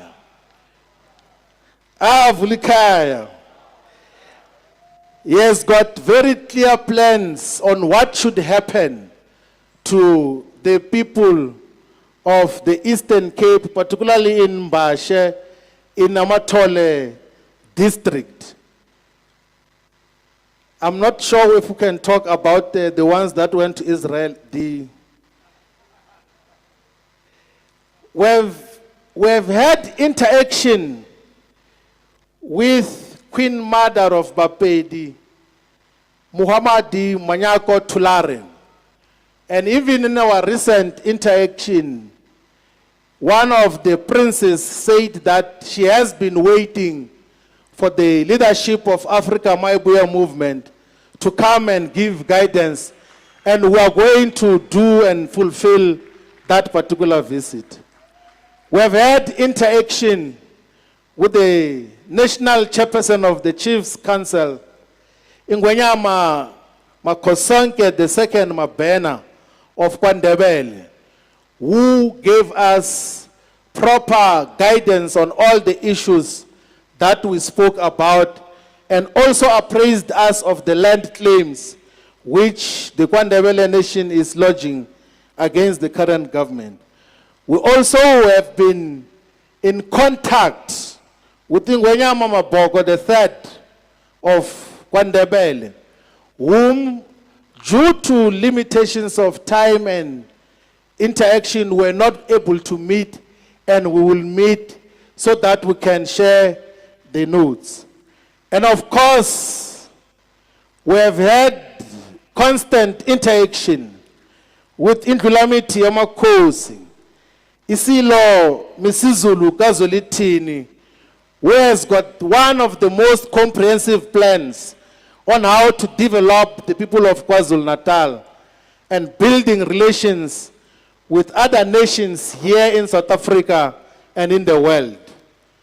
Comrades, we must, all of us, particularly the leadership of KwaZulu-Natal, Provincial Chairperson, Deputy President Cyprian Mahlaba, Secretary Mzwake Mpulu, we must pay detailed attention to some of the issues that Isilo is advocating for.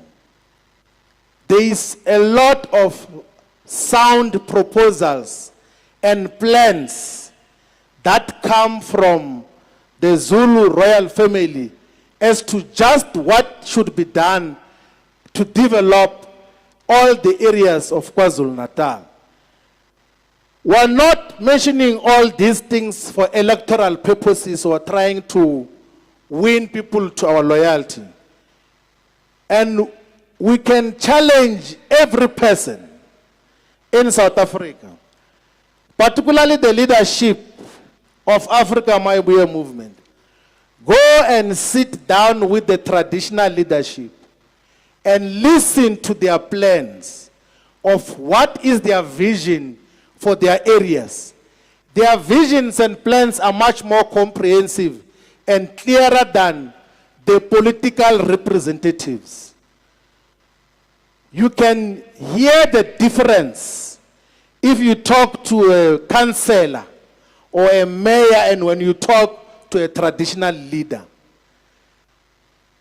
It's therefore tragic that South Africa has neglected an important institution of traditional leadership and is only treating it as tokens. So, comrades, the character of Afrika Mayibuye movement includes recognition of the institution of traditional leadership And we are not being backward about that. We are being progressive. We are affirming the principle of Mayibuye in Africa. The other principle that, comrades, we must defend is to build a progressive developmental state. Currently, South Africa does not have a developmental state. It has got a tendering state. The role of government now is to administer tenders.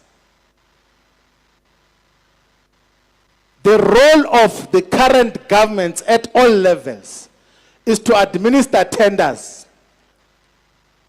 They issue tenders to even close a very small pothole. If there is a broken window in a municipal office, there must be a tender to replace the broken window.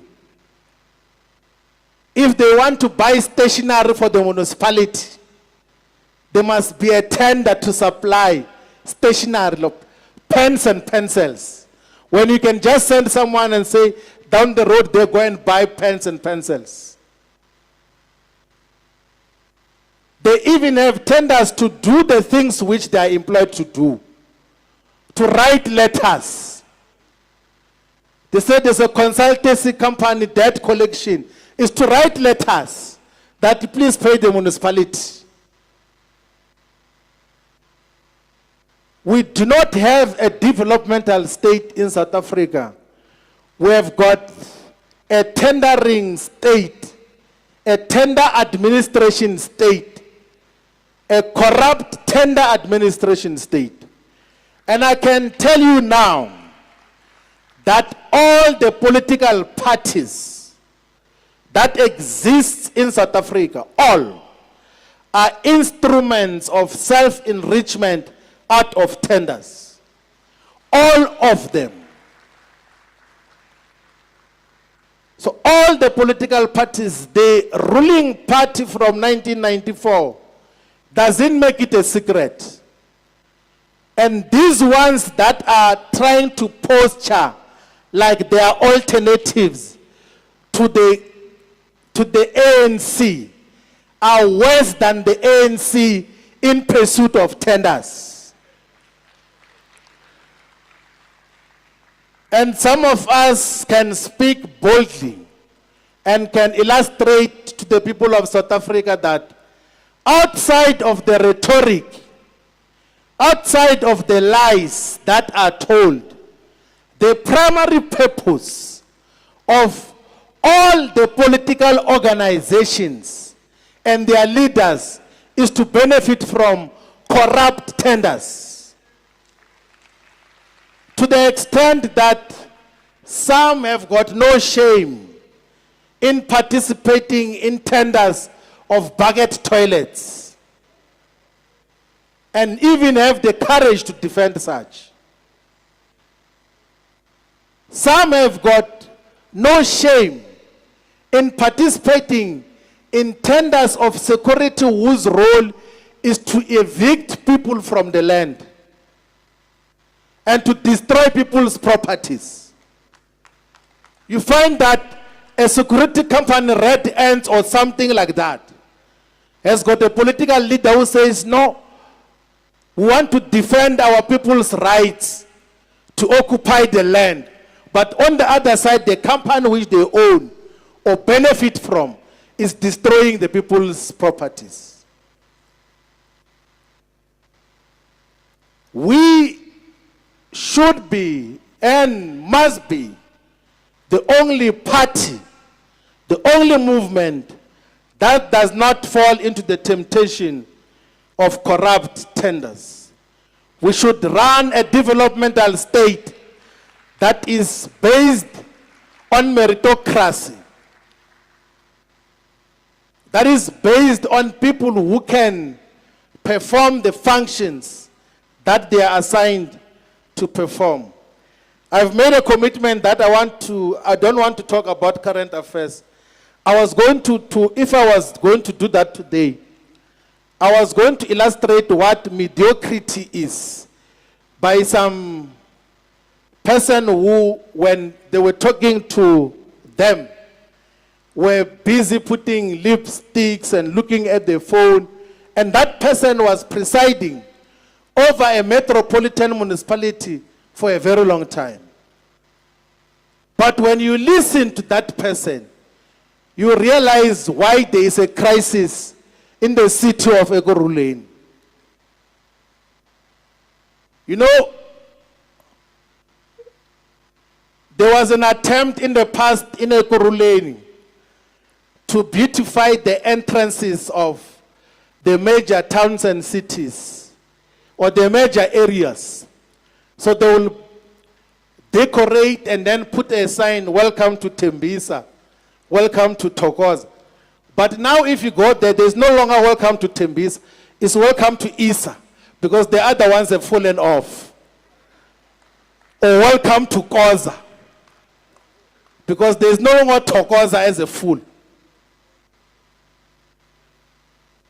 And in some instances, the grass grows to even hide that sign that says, welcome to David. The grass hides that. And there are councillors there. Everything else, and then that is what South Africa has been subjected to for a very, very long time. Now, the other thing, comrades, on top of building a developmental state, is to be a caring and responsive movement, which must be able to respond to the interests and aspirations of the people now. I want all of us to pay detailed attention to the following, because this is the most important feature of our movement, Afrika Mayibuye movement. We are taking a lesson from an organization called the Black People's Convention, which was established in 1972 as an umbrella body for the Black consciousness movement. Of course, South Africa's history books do not speak in details about the significance of the BPC, which was led as honorary president by Stephen Bantu Biko, and in its inaugural Congress, elected Winfred Khwari as a president. So, the Black People's Convention, the BPC, adopted programs called Black Community Programs.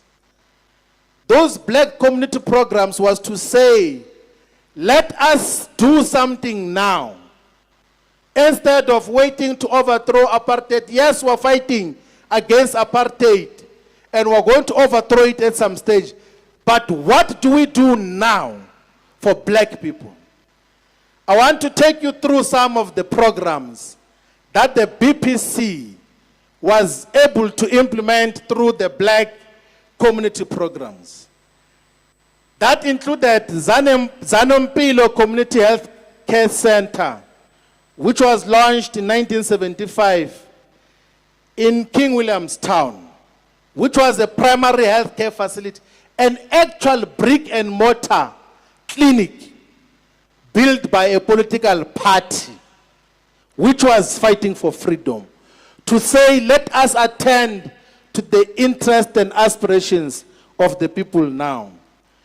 There was also Solempili Community Health Project that was established in the south coast of the Natal province at that time to fulfill the similar purposes of primary health care.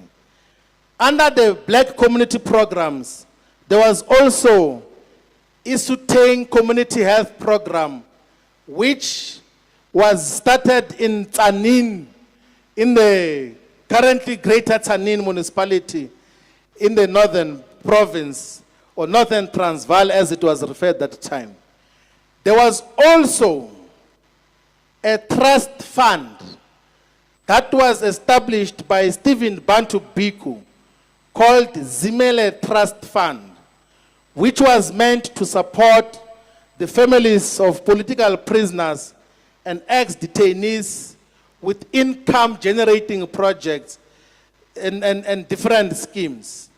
There was also a manufacturing project called Dwaka Leather Work Factory and Leather Goods Production, which was opened in 1974 in King Williamstown. A political party running a proper program to even produce shoes for the people. There was also, under the black community programs, an agricultural scheme which was in Bashir River in the Transkei, which was led by the Black People's Convention. There was also a sewing group programs to produce clothes through clothing cooperatives. And those were organized and monitored by a political movement. There was also consumer cooperatives in different parts of South Africa. There was also leadership training and youth development programs, where those that are empowered say, let us go and empower other people on the ground.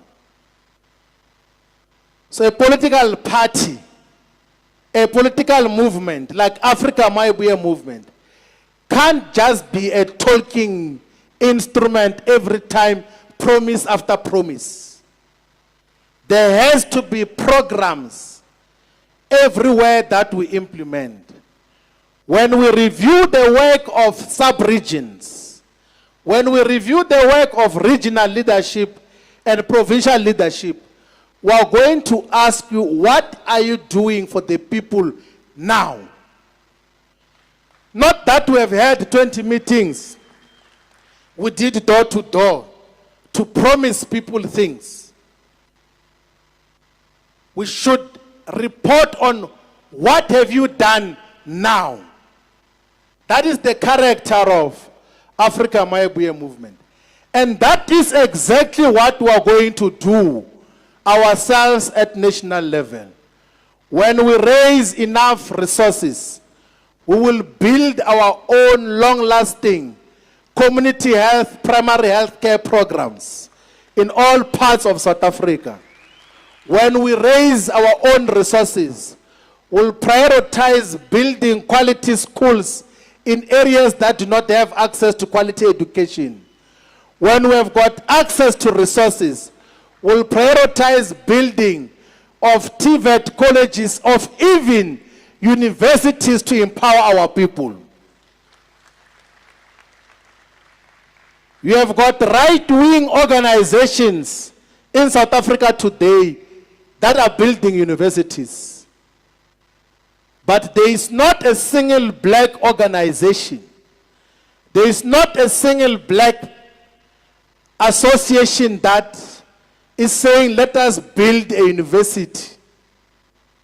But right-wing forces who are destabilizing this country, who are at the center of undermining the sovereignty of South Africa, are building universities.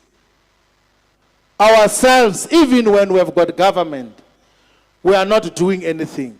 And that is what Afrika Mayibuye movement should seek to change. So comrades, that becomes one of the clear understanding that we must have. You must think as to what do you do. Some of the interventions that you must do as part of social assistance do not need money. You must first plan as to what are the things that we can do as a sub-region, as a branch, as a region, as a province that does not need immediate money. We have already illustrated that we are existing because the former liberation movement is dying a natural death. The former liberation movement will never be resuscitated by anything. There won't be anyone who will be able to resuscitate the former liberation movement. They are dwindling into insignificance. and that will be permanent. There is nothing that is going to save the ANC, even if the one who was is and is to come were to come and intervene directly, it will never change. Their problems are getting worse. Our concern as comrades and the posture that Afrika Mayibuye movement should think about is outside of the former liberation movement. Do we have alternative political movements in South Africa? Because the ones that exist can't be allowed to get anywhere close to state power with resources. The ones that are supposed to be alternatives can't be allowed anywhere close to state resources. I speak boldly and with full knowledge because I've been very senior in both the supposed alternatives, and I've got the clearest of knowledge. I can tell you exact details of what are the real intentions of those political, so-called political parties. Their intentions is not about the people. You know, comrades, I've sat in a meeting where, as an official item on the agenda, there was a discussion on how to steal government money.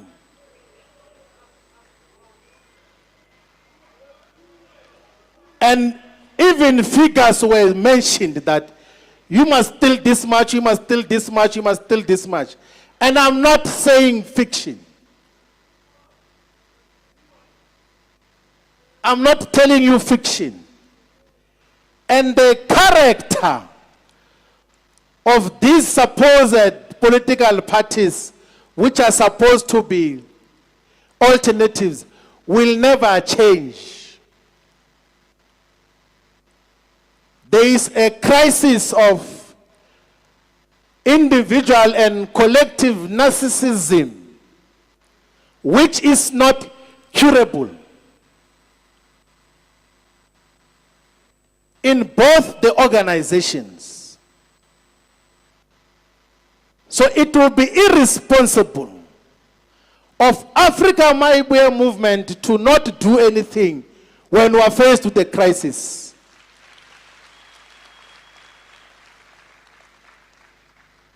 It's not like the people who were led by Mobutu Sese Seko did not see that coming. They saw it from the beginning that this can lead society, but they allowed him to rise. It's not like people who were led by Idi Amin Dada, they did not see that happening. They allowed him to rise. It's not like the people who are led by Paul Biya in Cameroon did not see the problems of Paul Biya. More than 90 years old, but wants to remain as a head of state. Only comes for State of the Nation and then goes back to France full time. We are not going to allow Mobutu Sese Seko, Idi Amin Dada, or Paul Biya in South Africa. It will never happen. We are not going to legitimate nonsense that pretends to be revolutionary.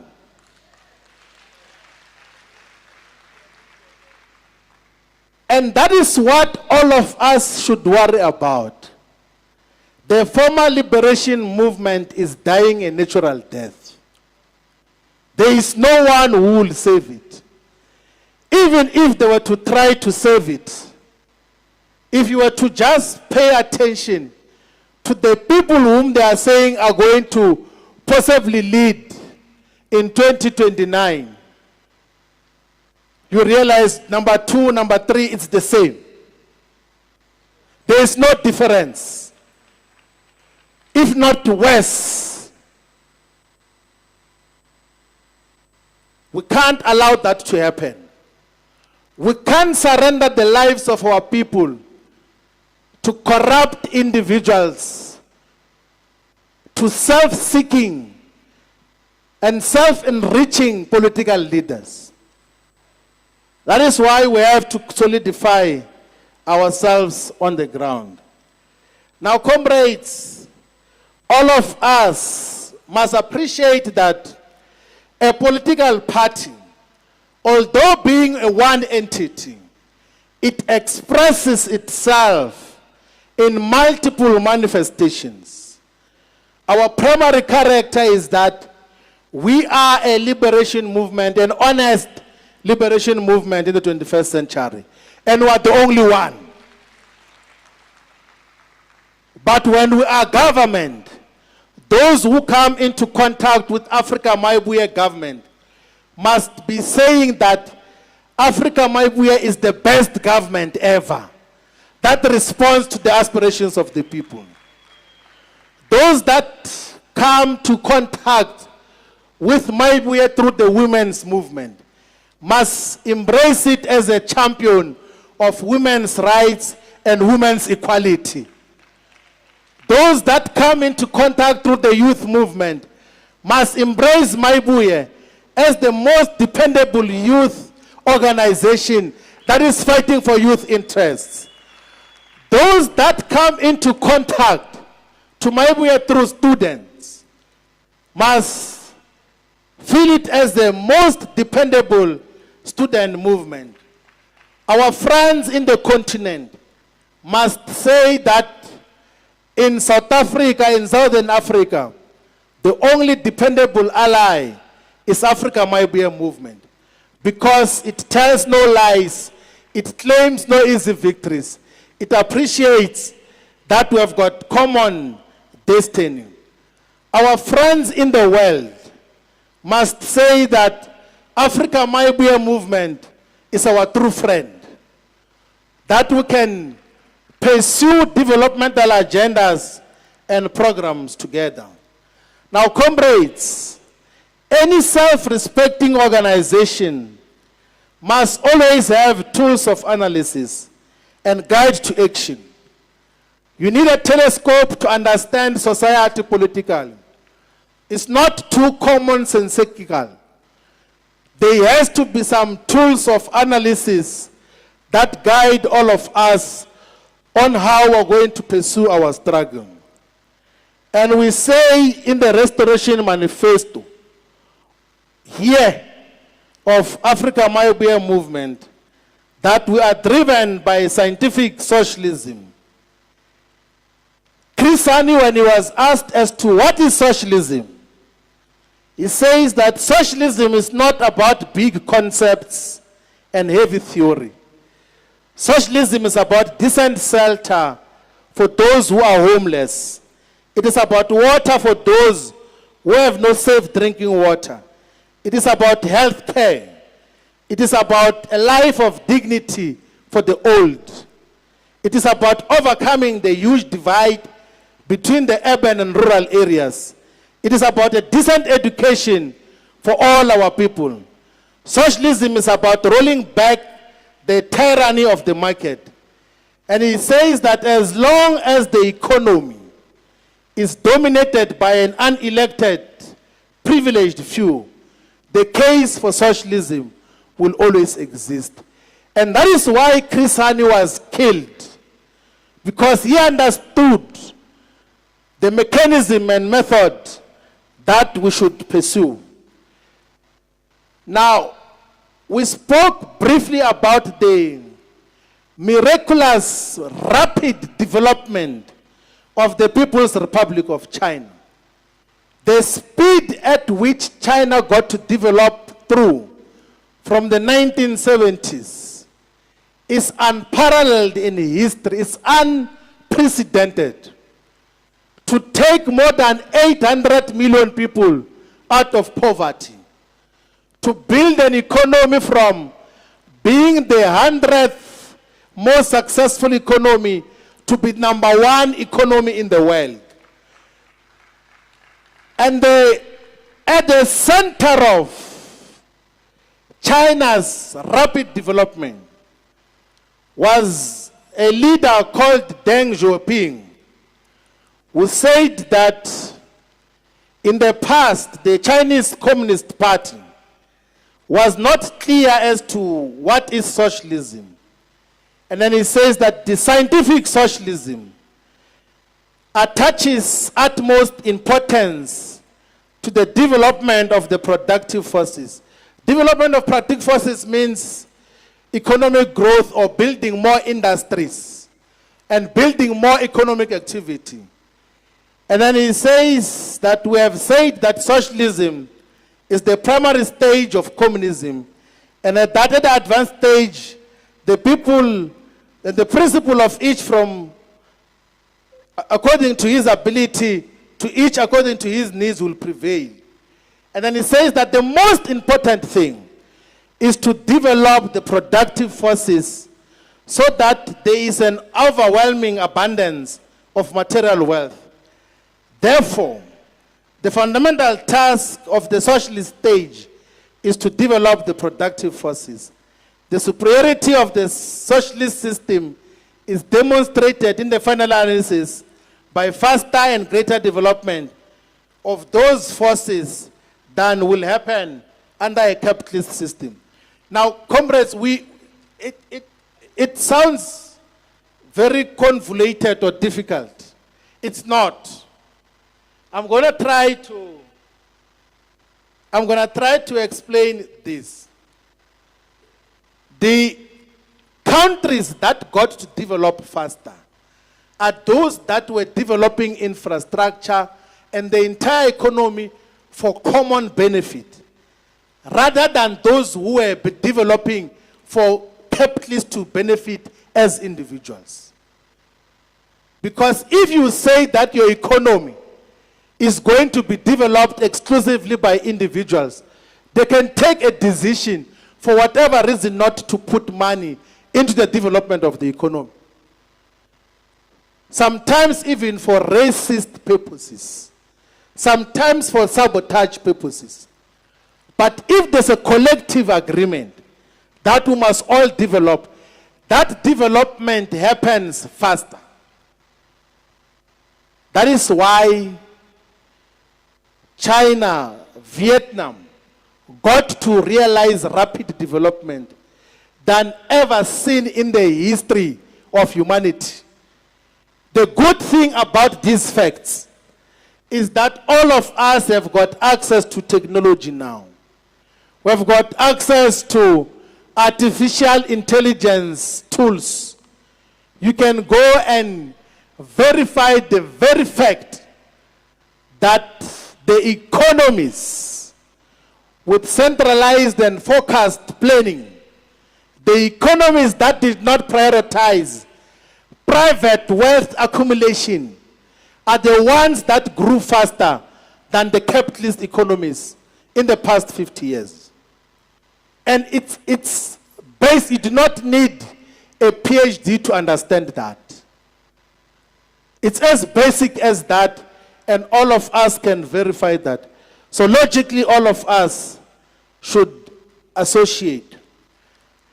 And we say in the Restoration Manifesto that our adoption or association with scientific socialism must take into consideration the circumstances and characteristics that define South Africa.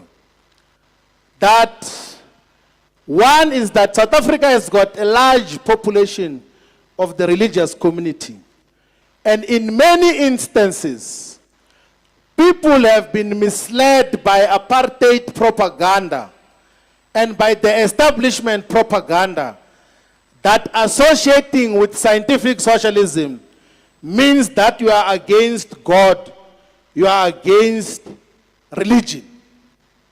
There is a quote which is misunderstood, which in full reads as follows, that religion is the sigh of the oppressed, the heart of the heartless world, the soul of the soulless condition.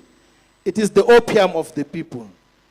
all people who want to mischaracterize and capitulate this code, they just reduce it that religion is the opium of the masses. But there was recognition from these prime scientific socialists that it is the sigh of the oppressed. It is the heart of the heartless world. It is the soul of the soulless condition.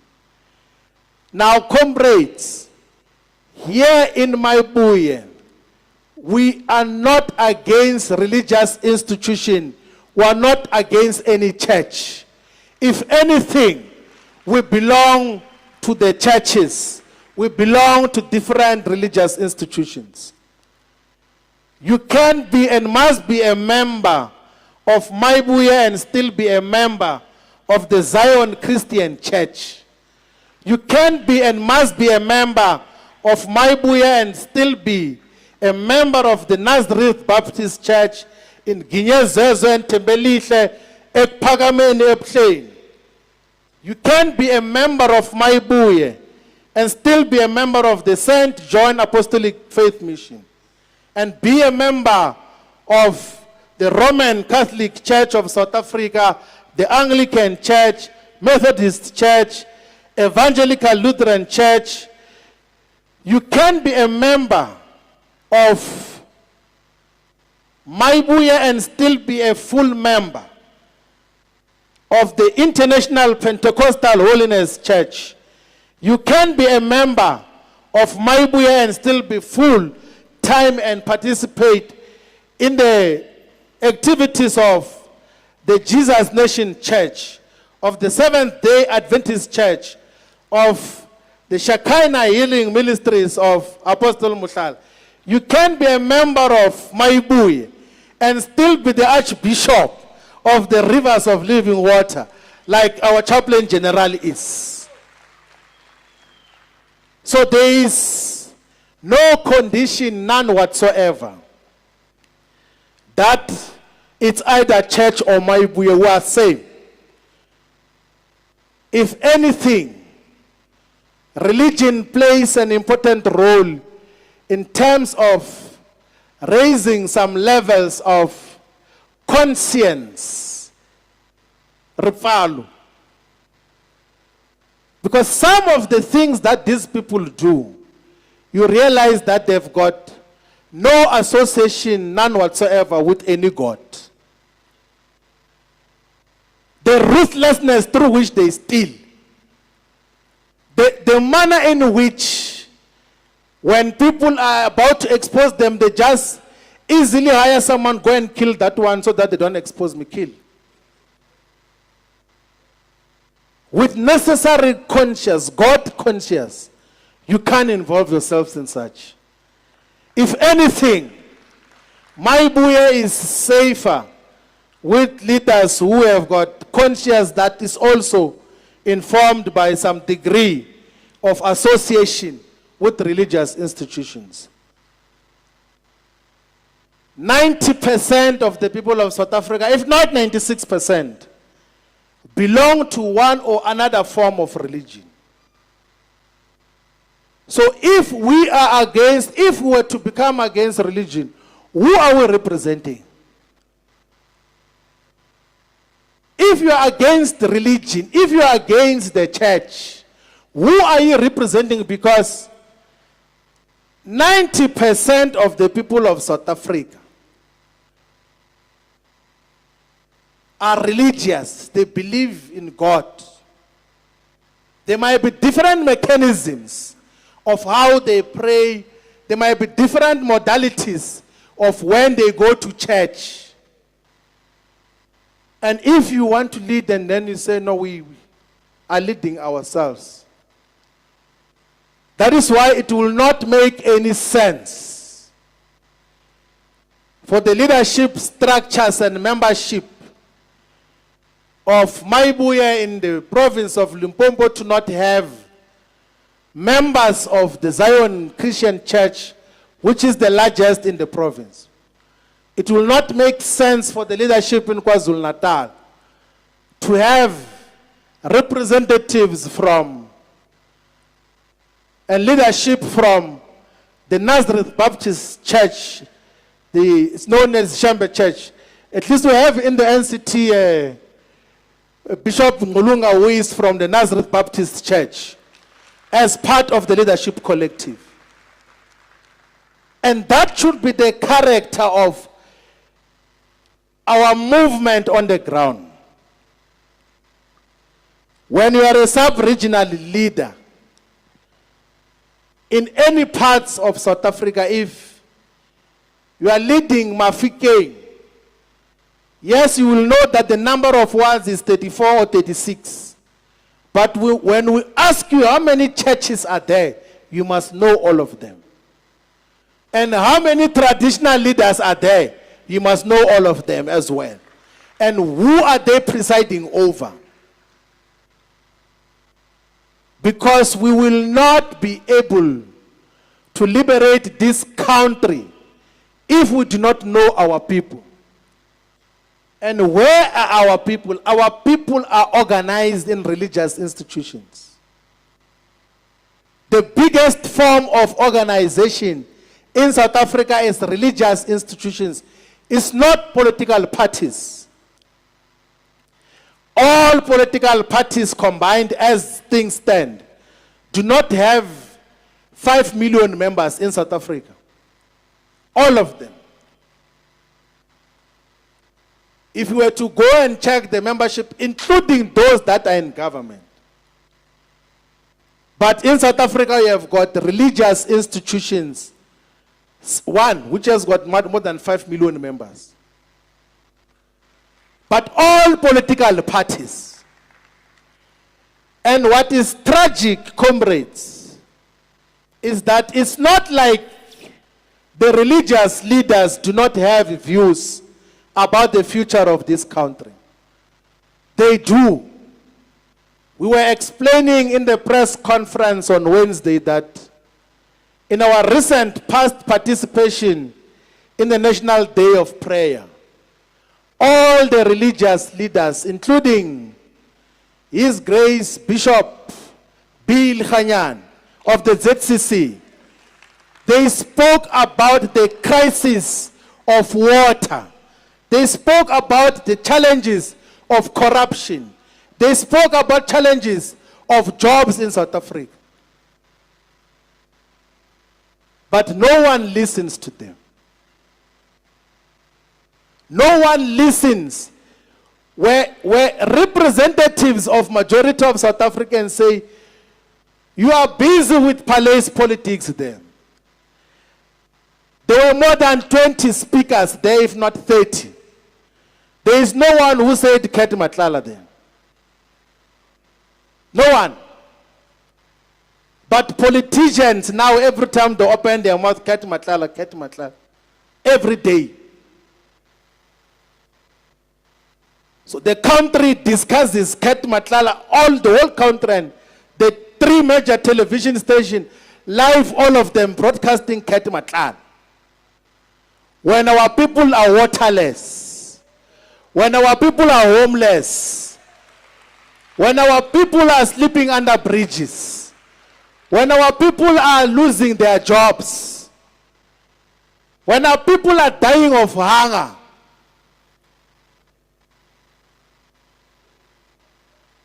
the good thing is that you can go and listen to all the representatives of constituencies here in South Africa. The IPHC, the Bantu Church in Christ, all the leaders. They all spoke about issues that affect the people because they are in constant contact with the people every day. When our people lose their jobs, the first place they report to is the pastor. To say, I've lost my job, I don't know what to do now. Because there is no political leadership that is there to save them with anything. The political leadership is discussing Ket Matlala.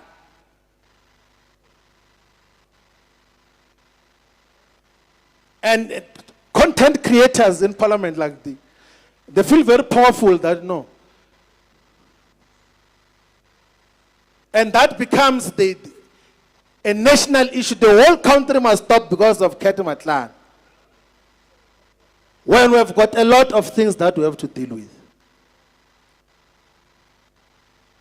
We are correct as Afrika Mayibuye movement that all the existing political parties in South Africa do not represent the people of South Africa, they represent themselves as individuals. And that is why we have to fill that vacuum as a movement. That is why we say, let us declare a national state of disaster on the water shortages. Let us say that within the next 12 months, there must not be a village, there must not be a township, there must not be an area in South Africa without running water. That is why we say as Mayibuye that let us have a commission of inquiry on poverty of our people and solutions of our people. And broadcast that and have solutions. And learn from the best experiences all over the world as to how to defeat poverty. But now, all that doesn't matter because our focus is KT Mulife. And of course, those who are involved in wrongdoing must be held accountable. There has to be action on all of those people, but the country can't collapse everything to focus on just criminal elements. And then we stop everything. There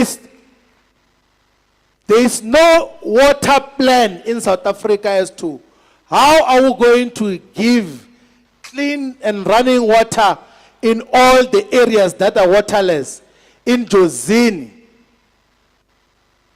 in parts of Zululand,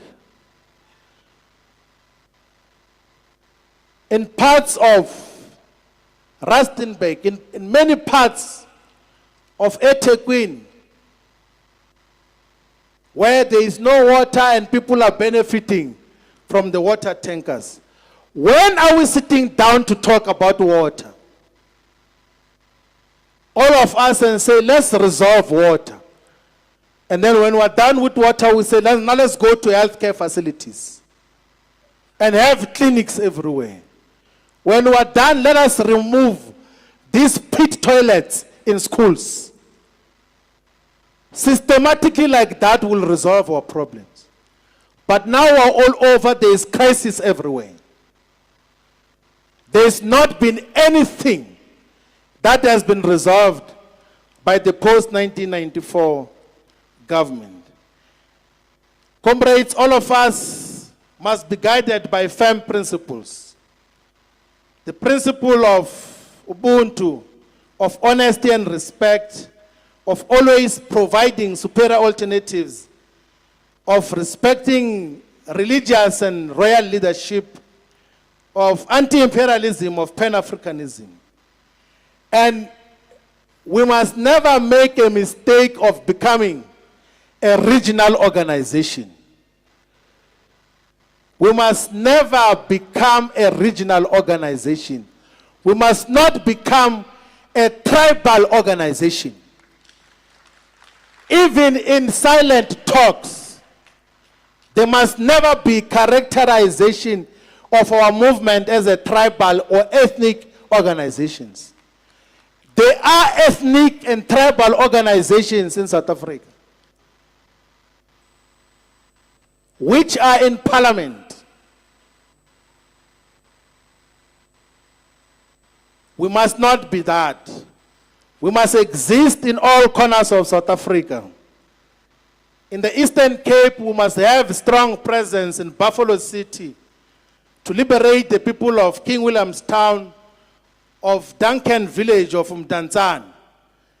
We must be in all corners of Nelson Mandela to liberate the people of Uitenhage, of Motherwell, and all the people that are excluded and super exploited. We must be in all the municipalities of Alfred Nzo, in Matatiele, in Umzimvumbu, in Winnie-Madikizela Mandela. Mbizana is possibly one of the poorest areas in South Africa. In Tabankulu is 100% rural. There is no sign that there is government in Tabankulu. We need to pay attention to the area that our Vulikaya is looking after in Amatole, in Mbashe, in Great Kai, in Amatlat, in Nguma, in Ngusha, where the chairperson of the province of Mayibuye comes from, in Raymond Mhlaba. We must pay attention to all the areas of Chris Hani, in Emalahleni, in Inokum Gijima, in Ntsika Yetu, in Nguba Etemba, in Kredok. Kredok deserves better attention because the people of Kredok fought against apartheid, represented by the Kredok 4 under the leadership of Matthew Goniwe. We should be at the forefront of representing the people of Sakisize, of Ngobo. We must be in all the areas of Jokabi region, starting here in Walter Sisulu municipality, in Alwal North, in Sengu, in Elundin, in Maclear. Our movement must be in all the localities of OR Tambo district where the Secretary General comes from, in Nyandeni, in Mkumkani Mtonto municipality, in KSD, in Nguzahil, in Ponds and Joins. We should be able to know what is the consistent cause of high levels of murder in Flagstaff and Lusikisiki.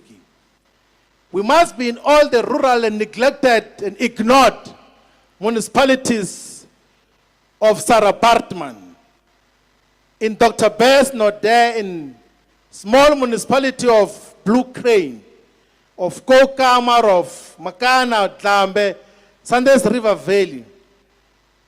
Dlambe has got lots of potential with one of the most beautiful cities of Port Alfred.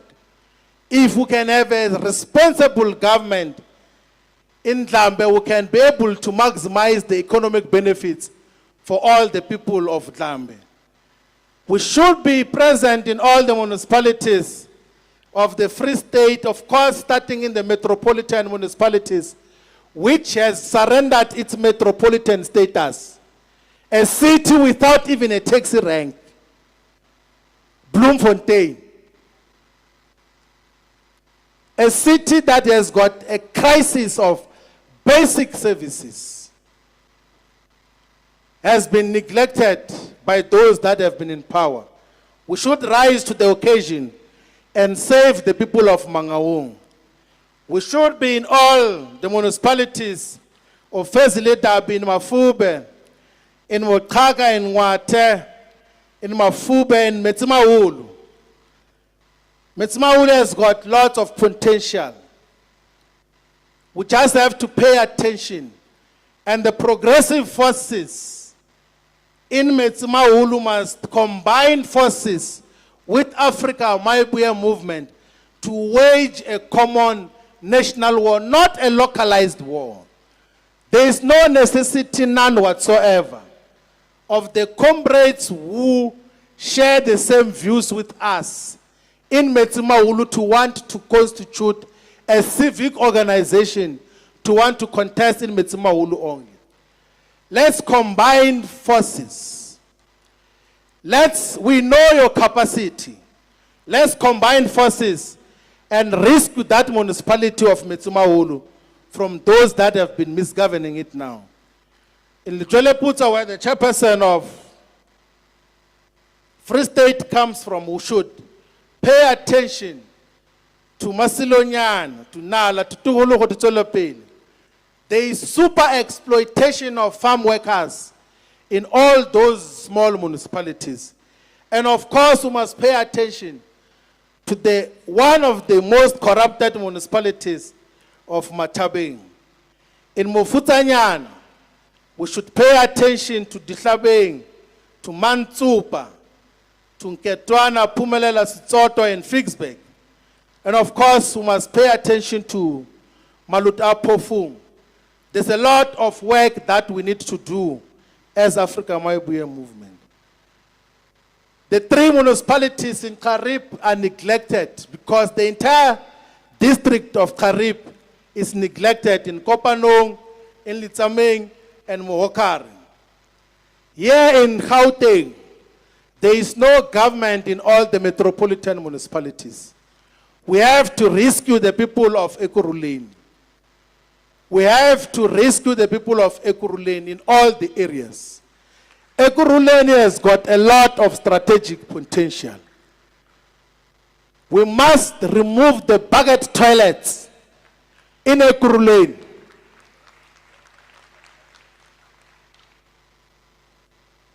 And we must persuade one of the institutions of higher learning to build a campus in the city of Ekurhuleni. It is the only city of the metros that does not have a large institution of higher learning in South Africa. And it doesn't make sense. There must be comprehensive social housing programs in the city of Ekurhuleni that will respond to the needs of our people. We must save Johannesburg in honor of the heroes and heroines of here in the southwestern townships. I'm sure and I'm convinced that the leadership that we have of Johannesburg will do everything in their power to place ourselves much more firmly in all the areas from Orange Farm, Lowly, Elias Mtwaledi, Kliptown, everywhere. Deep Sloot, Alexander, Ivory Park. We must be present in all the areas of Johannesburg. We must be the voice that brings about true freedom. In Tshwane, we must save Tshwane from the confusion that is taking place and save the people of Haranku, of Soshangu, of Mamelodi, of Hammanskraal, of Atteridgeville. There is no government, Bishop Jones, in Sedibeng district, in all the municipalities. The leadership of Mfuleni Archbishop must come from Afrika Mayibuye movement. From 2026 onward, the mayor and government of Mfuleni must be from Mayibuye. We should save, Lisedi, we must save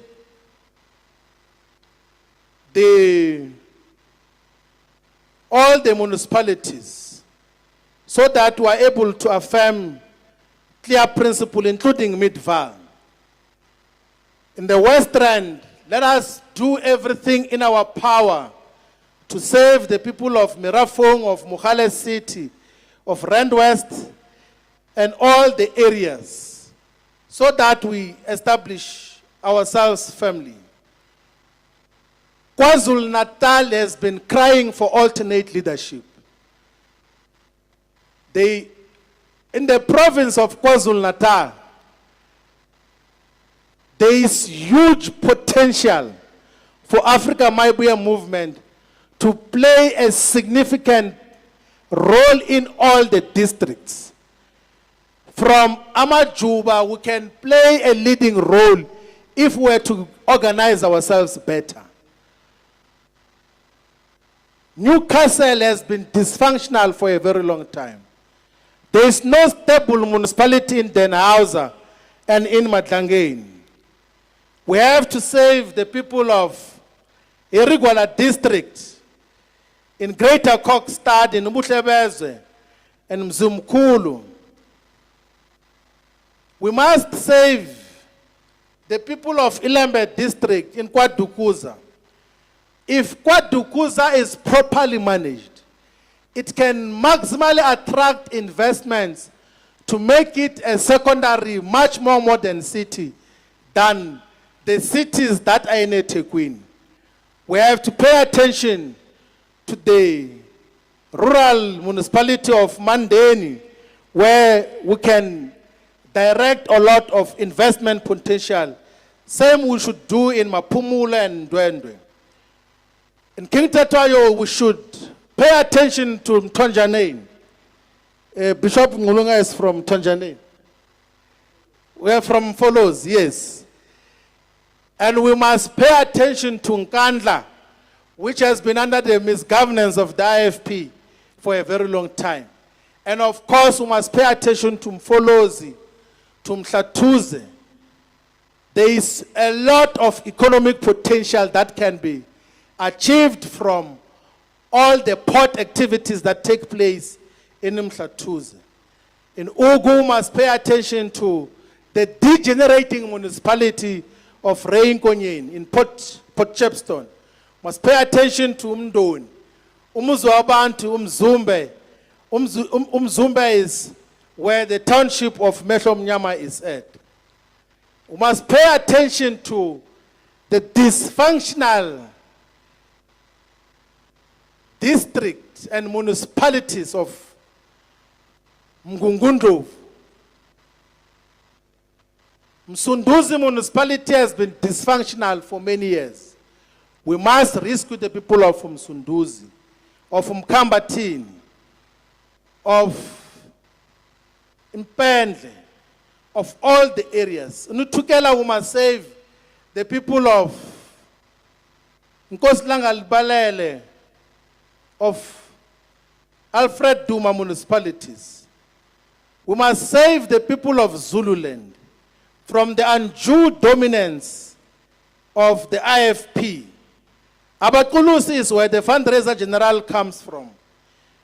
We should save the people of Abakulusi, where the municipality just decided to switch off electricity of people with no clear reason. We must save the people of Edumbe, Nongoma, Ulundi, and Upongolo, where the Emashoben Royal Palace of Isilo is located at. In the province of Limpopo, we need to save the people of Capricorn. You know, if you go to Blowback, you will not believe that there is government. It's neglected. In Molemole, in Pulukwane is degenerating every day. We should have solid presence in all the municipalities of Mopani, Bapalabura, and Greater Litaba, Greater Tanin, Maruleng, and Guyana, which are neglected. And we have cautioned that the leadership of Mopani must stop narrow factionalism. We do not associate with factionalism. There will never be any successful factional project or program in Mayibuye. Most of us comrades, we have led together in SASCO, where I served in the National Executive Committee, in the ANC Youth League, and I served in the National Executive Committee for 5 years. In the EFF, where I was a deputy president for 10 years. In MK, where I was a secretary general for 10 months. There is none of you who can say that they've been in a factional meeting with me. I don't do factionalism. I don't participate in factional activities. And I'm extremely despiteful of factionalism. And I can hear when a person is speaking that this is a factionalist. And because for these formative stages, We are presiding over this organization. If you get involved in factionalism, we are going to isolate you and remove you from the leadership.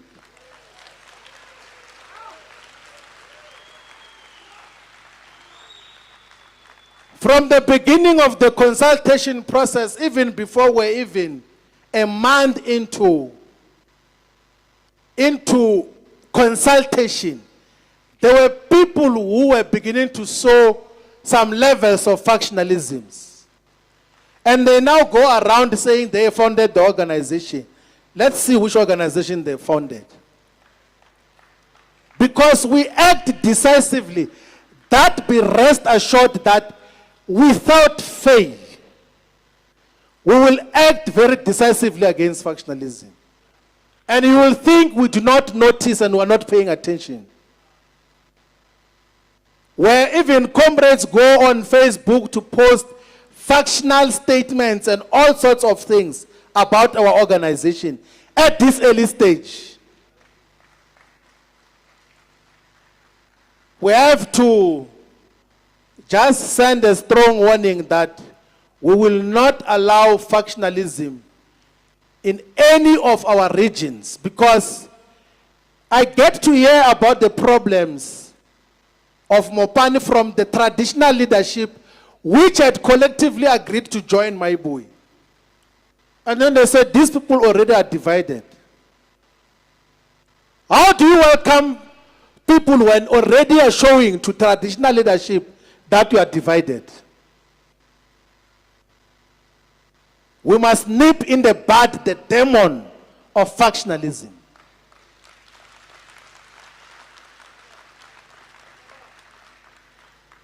We should consolidate provincial chair of Limpopo, all the municipalities in Skukuna of Elas Mtswaledi, of Fetahomo Tubats. We should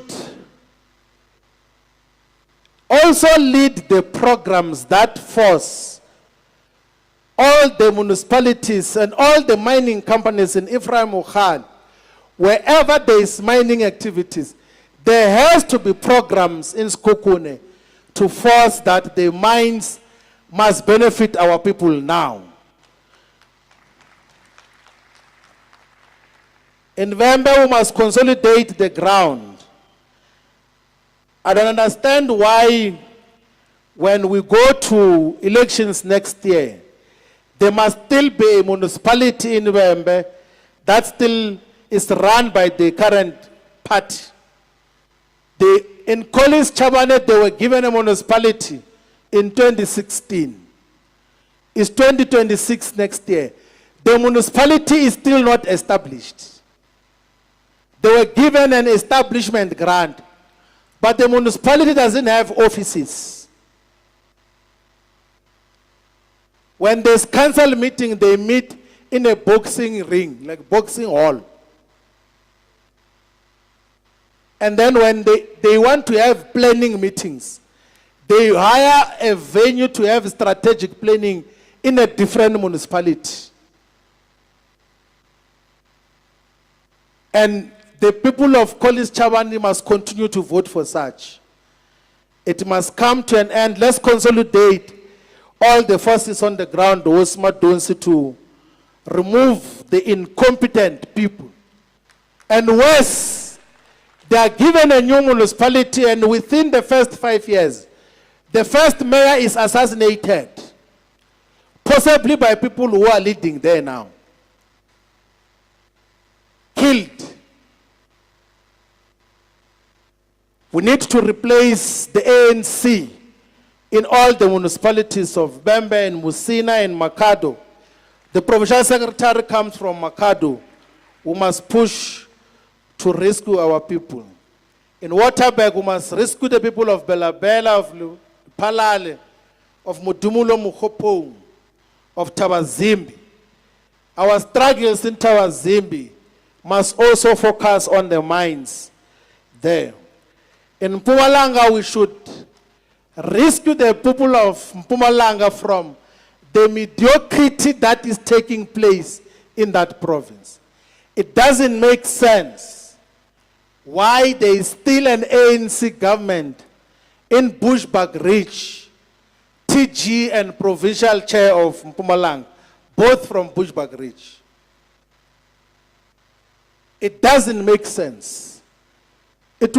Our failure to remove, if we don't remove the ANC, then we must look at ourselves and say maybe there's something wrong. Same in Mashishing in Tawachew. We should uproot the ANC's incompetence. The deputy chair, the national deputy chair has given us an assurance that come 2026, from 2026 onward, Nkomazi municipality will be under the leadership of Afrika Mayibuye movement. And same should be with Mbombela. In all the districts of the Northern Cape, in Francis Bart, in John Taule, Haiti, where the national chair is from Has-Honyan, we should consolidate the ground and save the people of JTG. In Namakwa, we must have presence everywhere. In Pixley, in ZF Mkau. In the Northwest Province, the Deputy President, first Deputy President, Tato Mahohodi, is from Ngakamudiri Mulema. Let's consolidate, including the provincial chairperson, is from Ramutero Moila. We should save the people of Northwest from mediocrity, because the perpetual dissolution of Ditsobotla and other municipalities will not help. We should save the people of Dr. RSM, of Dr. KK, of Bojanala. The provincial treasurer has promised to deliver Rustenburg because he comes from Rustenburg and is running one of the most successful businesses in Rustenburg. Let's deliver Rustenburg. Rustenburg is thirsty for change. We should lead our programs. Same in the Western Cape. We should save the people of Cape Metro from the mediocrity of the DA, which is clothed in propaganda of the DA governs better. We should be present in all the municipalities of Cape Winelands, in Brede Vale, in Drakenstein, in Langeberg, in Wittenberg, in Stellenbosch. The people of Kayamnandi must all of them be mobilized behind Afrika Mayibuye movement. The Central Karoo is the smallest district in South Africa. But our provincial deputy chair, Comrade Truman Prince, comes from Central Karoo. He used to be a mayor there. Let's be at the forefront to take power in Beaufort West and Laingsburg and Prince Albert municipalities. Already the people are familiar with the leadership of Mayibuye. We saw the engagements that took place there. In Overberg, let's pay attention, DSG, second DSG, Nosipho Makamba, in Cape Agalas, in Overstrand, in Solendam, and T. Waterskloof, where Grabo is.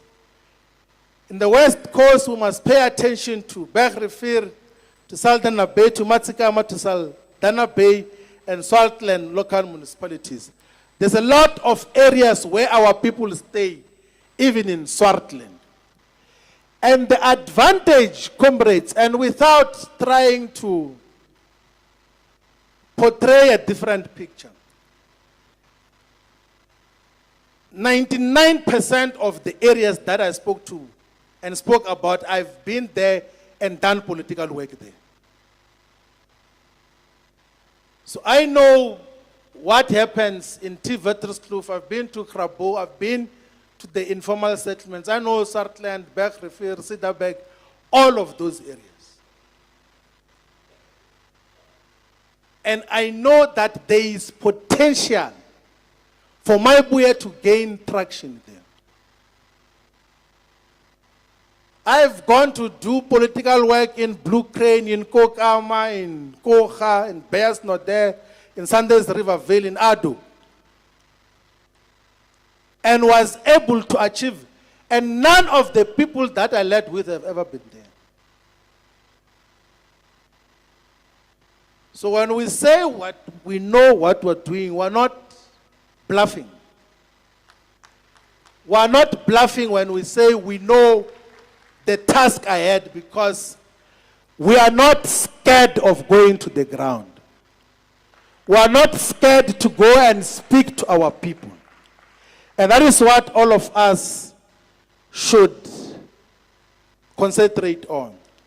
And in the course of our struggle, comrades, we should know that we should build strategic international relations and friendships with the people of Burkina Faso and Mali and Niger, with all progressive African countries. We must pursue a relationship with the People's Republic of China. We have already had some engagement with the Chinese embassy here in South Africa, and we are scheduled to meet. That time they were busy preparing for G20, ourselves preparing for the National Convention. We will pursue those relationships. We must pursue relationship with the Russian Federation, with Cuba, with the United Arab Emirates. I don't know, Kosim Tim Kulu must talk about that. We don't have to. We must pursue strategic relationship with and support the people of Palestine, of Western Sahara, of Belarus, of Indonesia. Now, I'm going to conclusion, but let's take note of what is to be done. The immediate task is that all of us, when we live here, we must go and launch the VD-based branches and be present in all the VDs. And thereafter launch the ward-based branches. And let's mobilize and organize our people behind the struggle for total freedom and emancipation now. And let's prepare to govern in all the municipalities from 2026 onwards. We are not contesting elections for the sake of presence. We are contesting to win so that we can rescue our people. Let's prepare a ready-to-govern framework, because from 2029 onwards, Afrika Mayibuye movement will be government of South Africa. And the sooner everyone else accepts that, the better. The reason they are always talking bad and saying all sorts of things in social media is because they know our potential. They know our power. They know that we are coming. They know that we are going to take over this country. The reason why they speak bad about us is because they know that we are a force to be reckoned with. We are not a Mickey Mouse organization. Where have you seen an organization which in less than 6 months convenes a national conference from all the 53 districts and a 3-day conference with clear agenda, with a clear vision of where we're going? Let's prepare for the future. Let's prepare for governance. Let's prepare to take over and rescue the people of South Africa from the mediocrity. Let's prepare to take over this country. Let us fight for total freedom and emancipation now. Amanda! Amanda! Woza 2029 Woza! Woza 2026 Woza! Say Tata South Africa, say Tata! I take her South Africa, I take her!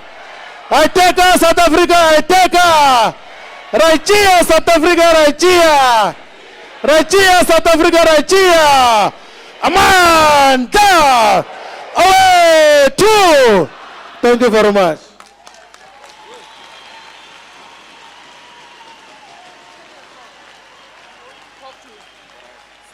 Siyaya, siyaya bo. Siyaya, siyaya. Siyaya, siyaya bo. Siyaya, siyaya. Noma besitubula, besishaya, besibopha. Siyaya, siyaya bo. Siyaya, siyaya. Siyaya, siyaya bo. Siyaya, siyaya. Noma besitubula, besishaya, besibopha. Noma besitubula, besishaya, besibopha. Amandla, amandla. Mayibuye, Afrika. Mayibuye, Afrika. Thank you very much, Comrade President, for giving us a clear direction as to where we are heading to from here.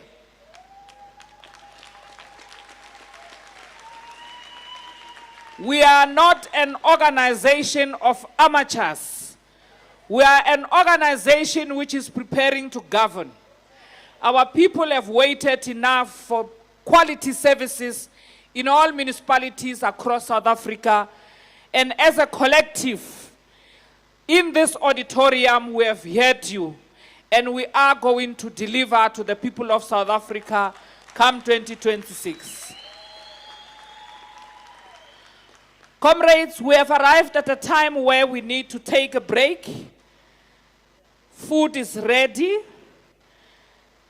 But I'm going to first request that we allow the Council of Elders to proceed to the media room upstairs, followed by the national officials and the national court team. And then, out of discipline, let us all remain seated so that the Council of Elders vacates first, and then we shall follow.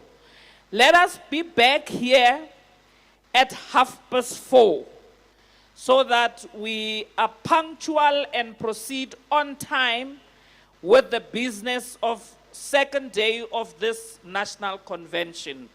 Thank you very much.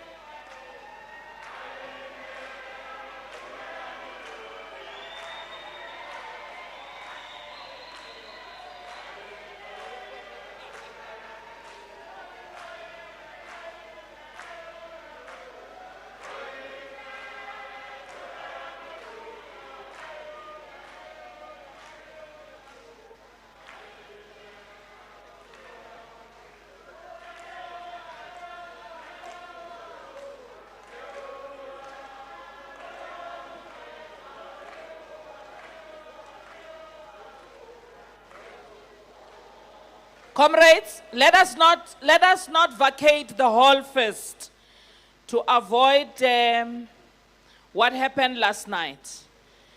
The caterers are busy setting up the serving points. So we can sing for the next 5 minutes, and then I will indicate when we should be going out to queue for our food.